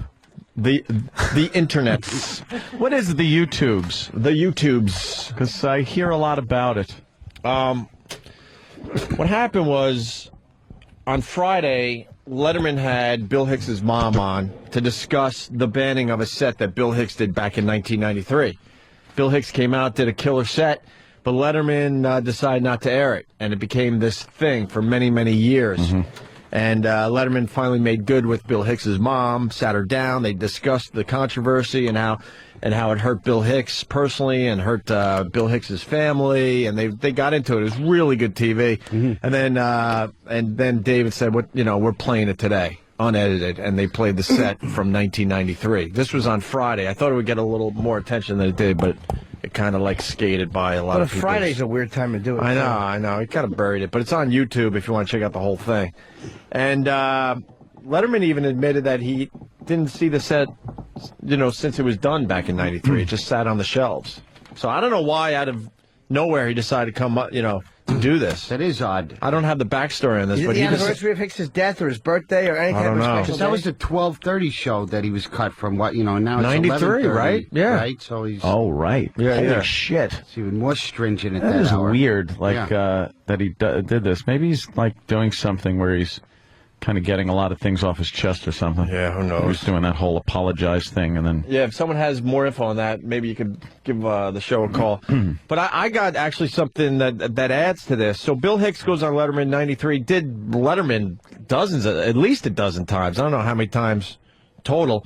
And this set was banned. And then Bill Hicks went back to Texas, Austin, and he talked about the whole banning of the Letterman thing on a public access show, and we got that audio today. Public access, and this is audio that Letterman obviously didn't play, so we're just adding to the whole. Ooh, look at us! The whole story thing. So I mean, the quality's shitty because it's public access, but I think we'll be all right with this. So Bill Hicks explains the appearance on the Letterman show and being censored after the taping. Recently, on the David Letterman show on October 9th, that I did the show.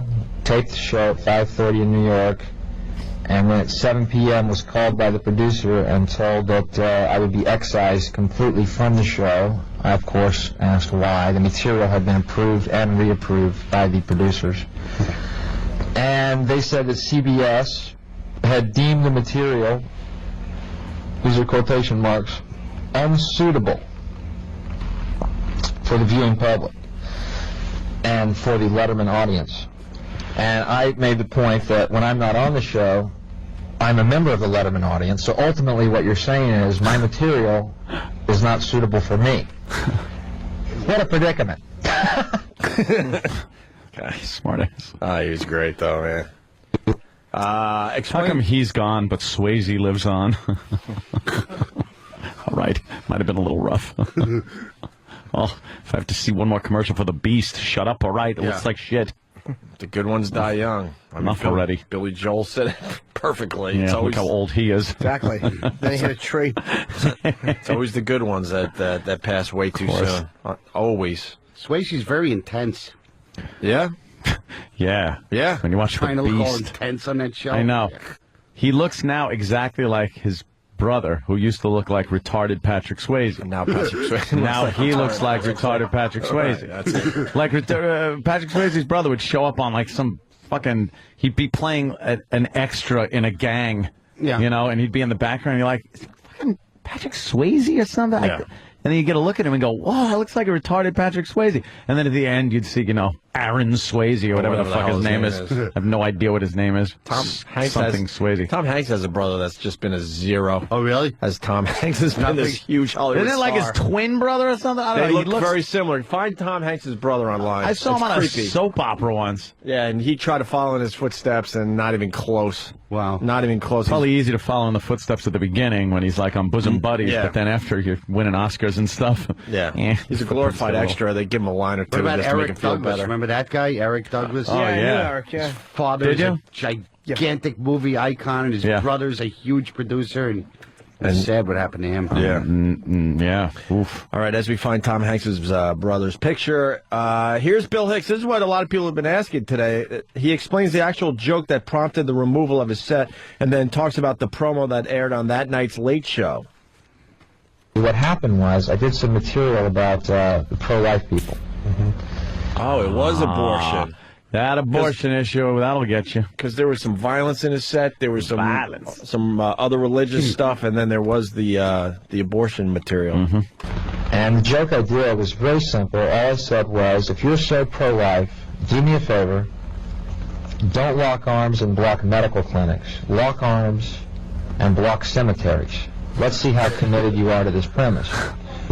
It could even be construed as pro-life if you wanted to make that argument. Yeah. Anyway, they counted that as one of the quote-unquote hot points that I touched on. Here's the punchline. Monday night during the Letterman show, a commercial airs for pro-life. So see, we just had a misunderstanding. I thought I lived in the U.S. of A., United States of America. Right. And actually we live in the U.S. of A., United States of Advertising. Freedom of expression is guaranteed if you've got the money. Okay. Yeah. To be true today, man. To be true today. Oof. Explains the Jesus joke that was also flagged as inappropriate. And other hot points I hit on the set, which was, again, approved and reapproved by the Letterman segment producer. Until, of course, it was time to do it. Until after I did it. Until after it was done. And the other material I touched on was Jesus, which they don't want any discussion, which I find so funny. I mean, it doesn't even matter what angle you take on it. The fact that a comedian's talking about Jesus, people might construe it as sacrilegious. And in fact, it wasn't what I said. All I said was a lot of Christians wear crosses around their necks. You think when Jesus comes back, he's going to want to see a cross. It's just an observation. That's a great observation. Why would you do that if you're hoping he comes back? Yeah, hey, check this out, Jesus. Remember this? Right. I don't go for that type of humor. No. You It's don't? not necessary, no. Why? Christian Jimmy. He's funny. I just don't feel that that's not that fast with the music. I love it. It's either too fast or too slow. Christ. I didn't even think of Christian Jimmy. That's how tired I am. Oh, really? I thought you were going to go into Christian Jimmy. No, I wasn't. Oh, okay. Well, fuck it. All right. Bill talks about freedom of expression, how the major media corporations want to keep the viewing public stupid. The point I'm making is about the idea of freedom of expression, and I believe that that there's this agenda in mainstream media, and I think it's fairly easy to back this up, to keep people stupid, docile, and apathetic, and therefore the elite who own these corporations and the families that own the corporations, even fewer people, their agenda is to keep us stupid and apathetic. That's why I love public access. Wow. a little distracted because Patrick in Boston, we just did a live read for porn.com. He writes, I'm in a hotel in Connecticut trying to get work done. I heard the porn.com ad by Danny and immediately checked out the site. It took 30 seconds to jerk off into one of the hotel hand towels. I normally use the washcloth, but I didn't have a clean one left. I have to read that for the advertiser. All right. Your advertising is working here on the Opie and Anthony Show. Seconds. Wow, man, he was fighting the good fight back in '93. Why are we bothering? Because in 16 years, it's the same shit we're dealing with, or comedians in general are dealing with, and radio show hosts are dealing with. Dave likes him, but apparently had a rule about Jesus jokes. Dave likes me, but what I found out subsequently to all this, and oh, by the way, I don't mean to keep pushing my own little horn here, but tooting my horn, but on Monday, this Monday, in the New Yorker magazine, there's a profile about me, including this story about Letterman. I found out that it's one of Dave's rules that he doesn't like comics to talk about Jesus on the show. Which I find really weird. I mean, they pretend to be this hip, late-night talk show, when in actuality they're as mainstream as anything. And, again, it doesn't matter what angle you take on the Jesus subject. That's what bugs me. Just because I'm a comic doesn't mean I'm treating it with disrespect. Wow. Yeah. Another brilliant point. Jesus. And then finally, the last clip of his interview with Public Access Channel. See, what they do is they kowtow to a minority that's very vocal. Reasonable people don't write letters. Reasonable people have lives. Yeah. Reasonable people know it's just a joke. Reasonable people know it's just TV. They know they can change the channel or they'll wait and something else will come on. Sure. See, reasonable people don't get active. It's these minorities, these fundamentalists who are totally organized, and they are a minority, and who are the ones trying to set this agenda for America. And but come to find out, Dave, you know, I guess $14 million was his price. You know what I mean? Everyone has a price, they say. Oh, man. Luckily, I don't have any money, so it doesn't matter my price. Well, I'm glad that problem got solved over the years, and we don't have to deal with any of that anymore. It's so funny to hear such an archaic way of dealing with things. Amazing, right? On that recording, and realize just a few short years later, we're so far away from that. So good to know that the corporations told those people to go fuck themselves. Yeah, Thank yeah, God. yeah. So, and they don't kowtow to these small groups of people, because normal working people that enjoy entertainment like that don't write letters. Right. But we finally found that out when... we sure did, Anthony. And that was just after the flying car came out. Yeah. Which was just a boon to mankind. Oh, we're still in this shit. We're still in it. This is what, 16 years ago, and we're still fighting that horse shit. And you try to tell these corporate guys, why are you listening to 5 people with letterhead? Why are you firing really good radio shows over a group of 10 people that then try to get some of their other people to write letters that never even heard the broadcast? They never heard the broadcast. Why are you doing this? Because they're cowards. You're taking away programs that a lot of people enjoy. Way more people enjoy than hate. They're cowards, that's why. Because they don't fucking write. Because but you would think in 16 years, the point is that they would try to move forward and understand what this is all about. Realize that nothing is going to come of those people complaining if you just ignore them. Nothing will come of it. Right. Your business won't go down the shitter. You're not going to lose advertisers for any length of time or any. It's not going to make an impact on your company. But we know the answer. It's because they're cowards. It's that simple. It's unfortunate that's the simple 16 years later, they continue to be cowards. They'd rather do the phony apology, which they don't mean. You think of some corporate spokesman gives a flying fuck when they make those statements to these interest groups? Oh. Yes. We sincerely apologize, and if anybody was offended, you think this guy is sitting there at home going, God, I'm so upset with what that show did. I'm going to write this apology letter. They don't care. It's just another fucking thing to put in the outbox. I got a challenge. Yes, challenge. Give me the last apology that was sincere and real. Bill Clinton's apology was bullshit. All the apologies we've made over the years, bullshit. Yeah. And we've said before, if we ever are heard apologizing or even sounding like we're apologizing, we don't mean it. No. And the last we have to say that beforehand, because when we're doing it, we have to kind of sound like we mean it just to keep our jobs. But well, you hear Anthony crumpling up the paper in disgust after the last apology. But the apologies are never sincere. Name one. What was the last apology? John Candy and Uncle Buck. Sorry. Just awkward in his own skin. Sorry. How great was John Candy? Last apology that was sincere. That's a good question. Like when Clinton went through that whole thing, please. He didn't mean any of that. Somebody will come up with one, maybe. See. No one in the audience has one.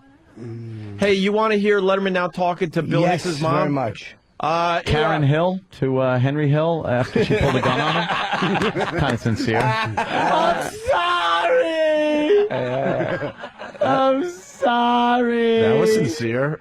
Of course, you're living in movie land again, Ant. And there's this one. This one is very sincere. I'm sorry. I did so many bad things. Keitel sounded very sorry. Yeah. That fucking bad lieutenant so good. I tried to do the right thing, but I'm weak. I'm too fucking weak. That's great. Where are we with Bill Hicks' mom? Did we cut that up today? Because it's a long segment. Yeah, with his it mom, really and is it goes long. on, and it's like kind of rough to listen to. Yeah, I mean, from what I had heard, you had wanted the set, which I do have for you in tracks, but you said the mom stuff was kind of whatever, so I didn't go for it. After we discussed it, I want to play some clips from Bill Hicks' mom, and then after that, you know what? I think the material should just sit there by itself without us commenting, so I want to just play the set. I think that's the way to do it today. Yeah. I mean, it's broken down in tracks, but I think in this case, let it roll. I think people will enjoy the set, absolutely. 16 years later. Sincere apology. God damn it, this got me thinking. I can't think of one.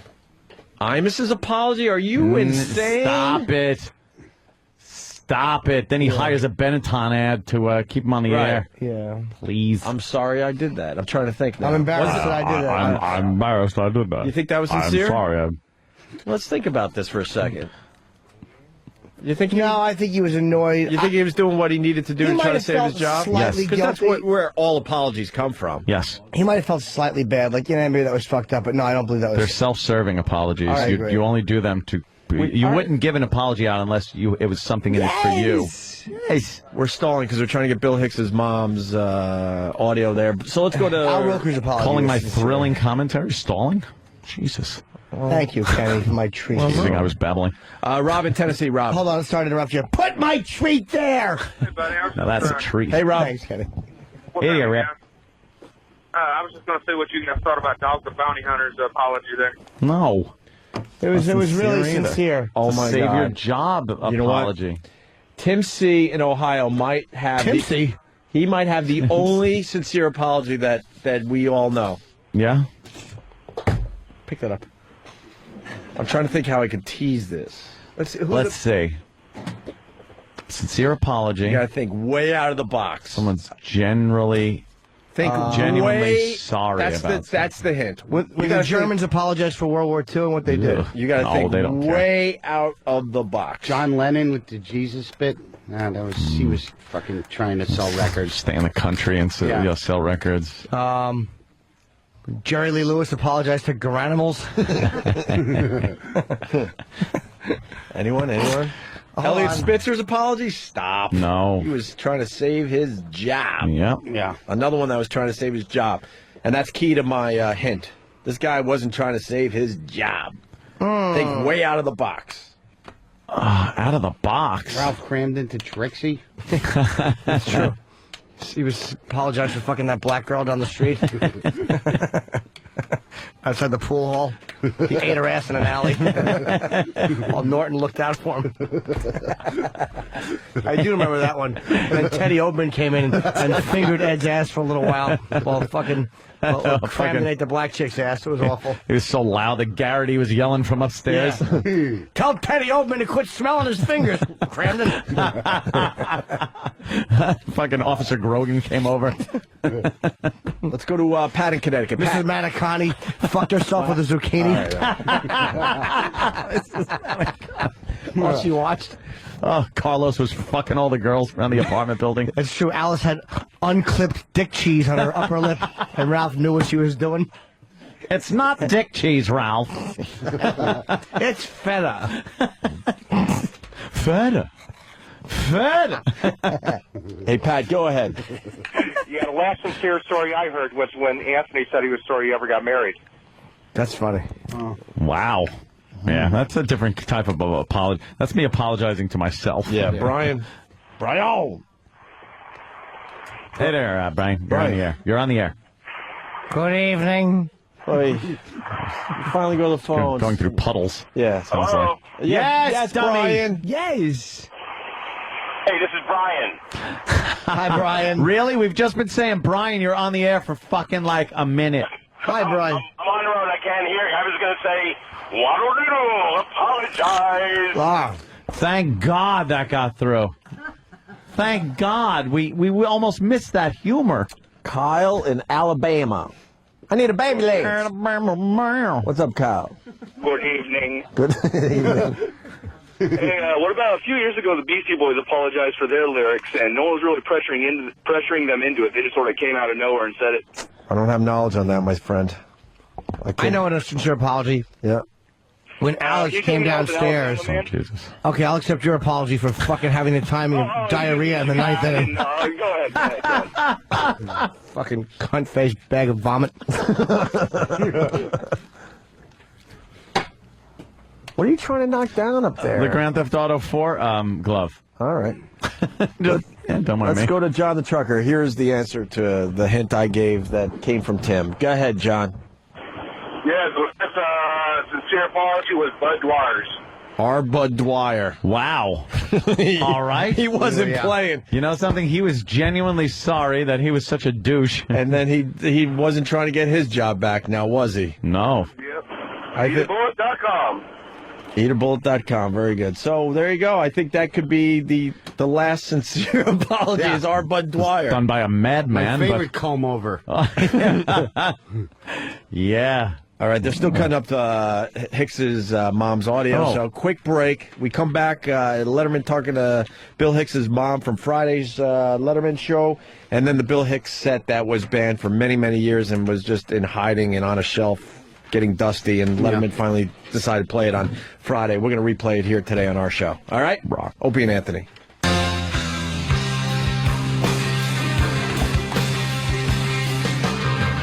Never a big Black Crowes fan either. But who the fuck am I? I'm Anthony. We're back. Opie's taking a little leak. Wow, either a leak or a big shit. You're limping. Wow, that one really hurt. What's wrong with my Black Crowes? I'm not a Black Crowes fan. I was never a Black Crowes fan. Why? They're kind of old school. Nah, what didn't you like about them? Their music. Everything? Yeah, there's not a song I like from Black Crowes. What about Black Moon Rising? No, I don't. You got a little Black Moon Rising? I don't know one song they do. Well, this is one. This is one. I don't recognize it except from the show. I just don't like it. They don't have Black Moon Rising in the Master Computer from Master Computer. I don't like them. That's too bad. Yeah, no, really not. One less band I have to listen to. Where were we? The Bill Hicks mom stuff? We have it yet? Bill Hicks. In what, 2 minutes? What should we do for 2 minutes then? Just what can we do for 2 minutes? You got to make the stretch sound. The stretch. Oops. I'm knocking over my Gatorade. How about the Christian Bale audio? I hasn't heard that. Otto didn't hear the I heard about it. It's good for one more full uncut play because it's so fantastic. That's only like a minute and a half. Well, they're making sound machines out Soundboards, of it. Soundboards, I mean. Where you can then make prank phone calls. You're going to have all yours tomorrow, right? Yeah. For this side of the show? I have this one. I got to tell you what happens on this show. Like, we hear these clips, and it's a race to see who gets it on their machine. I am so jealous that you have that one. I might also have this. Fuck's sake, man, you're amateur. I'm dying. That is classic for any occasion where an intern fucks up, a caller stinks. Where was that about 20 minutes ago? Yeah, exactly. Yeah. We were off the air during that. I probably should have played it. Oh, you're killing me with this. Fucking amateur. Oh, you're killing me. Oh, I want a whole bank of just Christian Bale yelling at his See, I got this. Yeah. That's me. Oh, da-da-da-da. Oh, da-da-da-da. Oh, da-da-da-da. Oh, da-da-da-da. Yeah, but do you have this one? I am proud to be a lesbian. A lesbian. Do you have this one? A classic? Oh, my God, look. Space Shuttle Endeavour doesn't work anymore. Oh, shit. Oh, look at that. Pushing the button and everything. That's Don't like, work. hey, how about this one? Could you fix that? Very beautiful girls, huh? Where were you tonight? The Kit Kat Club? You ever suck a guy's cock? Show me how you suck a guy's cock. The last time I'm going to ask you. Fucking Keitel. I got this one, though. Do the bit. Do the bit. That I like. Oh, and punt doesn't work. I'll get Eric. I don't know why. It's You can get a doggy style, you can get a lean on your side. Those are your only choices. This is my house, and I get to say. That's a good And one. is it true you hate just the black in the Black Crows, or... Oh, no. If they were called the actually. Crows, would you be okay with this band? Just the Crows is a great band. Yeah. This show is fucking bizarre. Isn't it? God. Please do it. What? You're just watching us and going, what the fuck's wrong with us? I feel like when I'm not here for a while, I'm like you're speaking in pig Latin. I have no idea what any of these bits are going to mean. No, you're absolutely right. What do you need us to explain? No, not that. I mean, it's working. I'm not, what the fuck, you're not entertaining me. Yeah, we're just arguing over who got the best sound effects. Yeah. Because Opie's got a fucking sound effect thing. I got one. Yeah. And now we got to, like, the second a good clip comes out, we race to see who can get it on their machine first. Because once it's on your machine, then it's, fucking out of the public till. And we do a bunch of bits at the same time, because you got Stephen S. from Bayshore. Not surprisingly, Ant loves Whitesnake. Ah, all right. You don't like Black Sabbath, do you? I like the Great White. Black Sabbath, I'm not really a big fan. Boy. I appreciate what they've done, but I'm not a big fan. Yeah. Interesting. Never thought of it in those terms. What's wrong, Sam? Oh, Why are you rolling your fucking eyes? You know, it's a paradox. I didn't roll my eyes. Barry White. Barry White. I don't know if I like him or not. Well, you like his name? Very hard to decide. All right, so where were we? Remember when we were talking about Bill Hicks and the band thing? Mm-hmm. So Letterman on Friday brought Bill Hicks' mom in. So this is part 2 of our little discussion, I guess. Here we go.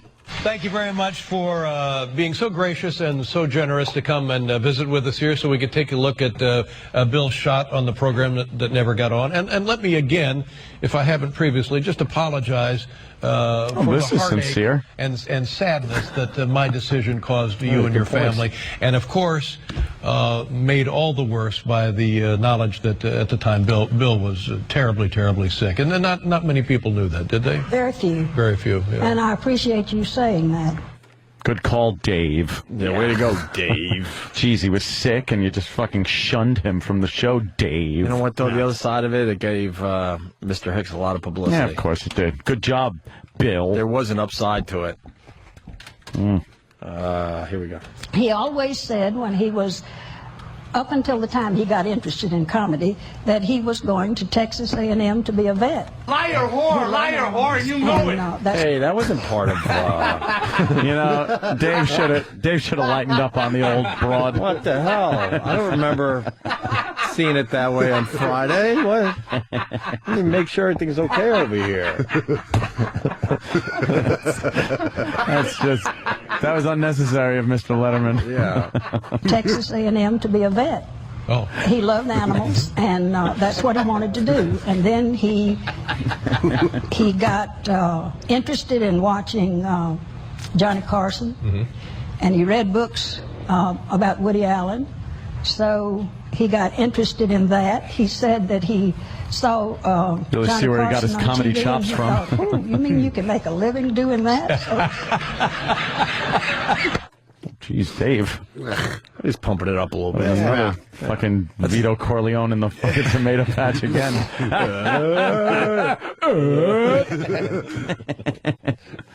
He's just doing a little punching up, that's all. He does that. You're spelling it. How did you How did you feel about coming here tonight? Was this an easy decision for you to make? I mean, I was. I thought. Were you surprised that I accepted? I'm surprised when anybody comes here. No, wasn't surprised. But part of me thought, well, she has every reason not to come here. That's right. I had a lot of reasons not to come. Wow. And I thought about it, and then I decided to come. Good. I'm glad you're here. Damn. And again, I know I can't make up for the damage that was caused, but I hope symbolically this means something to you. Well, it does. Right. And I will tell you that was a very hard time 15 years ago when that happened. And I just will have to tell you that it was. Well, I'm well aware of that. I know. I don't know personally how difficult it was, but I can certainly, now that I have a son, I can certainly imagine what that. You had to have a child to know. That's right. Okay, what else you want to know? What's she say? Huh? What'd she say? What else do you want to know? Oh. So. Asshole! There you go. There's some audio of Bill Hicks's mom. People want that as a ringtone immediately. That's a great ringtone. That would be a great I don't know one. how to download ringtones. It's easy. I don't know how to do it. I get frightened. This is what you do. You take your phone, right? And you hand it to Daddy. So effing easy. I get frightened. Just hand over the phone. I don't know what I'm What do you doing. want as a ringtone? Da, da, da, da, da. Oh, yeah, that one. Yeah. The call. Oh, this Mother. one. When a text comes in. Fuck's sake, man, you're amateur. Oh, It'd be nice on the train. All right, you guys this wanna... one. This is a giant cock. Oh, good. That's the one I'll put for my mom when she calls. It's Mom on the phone. That's how you know it's Mother. Mother. That would be a funny one for your mom. Wouldn't it? And a picture of a big cock comes up on the fucking display. Mom always liked the big cock. Yeah, she sure did. The old size queen, and you give her the old chin punch. Mom's a size queen. If it ain't black, it ain't worth it. Right or wrong, Ma? Want to play the Bill Hicks thing and end the show today? Do the bit! Let's do this. So this is the set that was banned for 16 years that Letterman finally played on his show on Friday. I think it's worth playing again today. Let's get the plugs in because we'll leave the people with this. Yes. Otto and George will be at the Treehouse Comedy Club in Stamford, Connecticut. Yeah, all you Connecticut people come out and see me. On Saturday. Trish just told me I wasn't talking enough on the show. I just ate a turkey sandwich. I'm slipping into darkness here. Slipping into darkness. Yeah. That'll do You it. should talk more. That's all right. I didn't say anything at home. She's either shut up or she's on the phone. Otto, you should talk more. Your grandson, Frank. You killed today, bro. Yeah. You did very well today. We do the show every day. There are times we check out for a long period of time. Oh, please. I feel That's how it need is. to impress anyone at this point. Exactly. Yeah. Exactly. It's better to push less. Yeah. I said first. All right. So Otto's doing that, and then you got the brokerage on the 18th of February. Yeah. For everybody on Long Island. That's where I first met you out on the island. That's where I met him. Yeah. $40 shoes.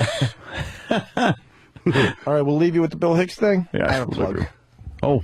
Caroline's tomorrow through Sunday. Mm-hmm. And my Artie gig, our gig, not my gig with, it's our gig. Sure. February 21st in Tower Theater in Upper Darby. And you can go to livenation.com for those tickets unless you don't want them. Then don't. But you'll see Jimmy. I want to go to Caroline's. I see you at Caroline's. You should come this weekend. I have a whole thing I'm doing now. What do you do now? It's where I take people's driver's licenses. I guess things about them. But I guess things that are not on the license. Oh, okay. Yeah. Wow, when did you incorporate that into the act? Brand new. Ah. I'll take your license and I'll do something with it. Do you put it by your head? Yes. Yeah. Like if the guy's name is Chip. Mm-hmm. I'll say, Chip. And I'll guess something about his life. And wow, are you good at it? Very good so far. All right. That sounds like a pile of shit. I'll do this. Like say this. I'll do something like this. Like, but I'll sneak a peek at it. Like, what I'll do is this. I'll hold the license, and as it's coming to my head, I'll peek at it, and I'll go, Chip. And they'll be like, fuck. You were born in 1978. And it's against your head, so Yes. people don't think you could see it, but you saw it while it was coming up to your head. Yeah. Fucking amazing. Now you just told the trick, though. Yes. Yeah, so you can't do it anymore. And then Ernie Hudson comes out, and he fucks Chip's face. He's behind the curtain at Caroline's. and he comes out as Tumor, and he drops a honey jar on Chip's face, and he fucks it. He breaks a jar of honey over Chip's head. Gets his head all sticky. You know Tuma just had a fucking baby arm. Tumor had a cock that was as long as it was dirty.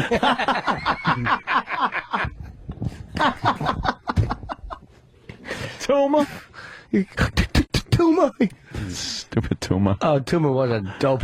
But what a hog. Oh, boy, big cock, a lot of dogs, and some bees. You fucking idiots. Big fat, like, red head on it. Like a dog dick. I gotta see that movie again. Yep. All right. Yes, Bill Hicks. Bill Hicks from 1993. It was banned until this past Friday. Letterman finally did the right thing. Here it is. We'll see you guys tomorrow. Bye. Thank you. Good evening. Very excited to be here tonight, and I got some great news today. I finally got my own TV show coming out as a replacement show this fall. Yeah. Thank you. It's not a talk show. Don't worry. It's a half-hour weekly show that I will host entitled Let's Hunt and Kill Billy Ray Cyrus. Thank you. It's fairly self-explanatory. Each week we let the hounds of hell loose. We chase that jarhead, no-talent, cracker idiot all over the globe. Till I finally catch that fruity little ponytail of his, pull him to his knees, put a shotgun in his mouth. Then we'll be back in 94 with Let's Hunt and Kill Michael Bolton. Also look out for our Vanilla Ice, MC Hammer, Marky Mark Christmas special. And I don't want to give away any surprises, but Marky Mark's the first one we catch and kill on that show because his pants kept falling around his ankles and he couldn't run away. I crossbow him right in the abs. Bring the whole kids, the family, and everything. It's a Christmas spectacular. I don't know what my deal is. I'm like a 31-year-old curmudgeon. That's the deal. You know, I went to a dance club the other day, you know, and dragged against my will, you know. And this girl asked me to dance, which I thought was hilarious, you know. Would you like to dance? You know, I'm like, yeah, you read my mind, you know. That's why I'm leaning in the darkest corner closest to the exit, you know. I'm about to boogie. I'm about to cut a rug. But it's weird. Women have this weird myth. You can tell the way a guy is in bed by how he is on a dance floor. I think that's ridiculous. What does it matter? You know what I mean? If a guy is on a dance floor really getting into it, enjoying himself, expressing himself, what does it matter how he is in bed? He's gay.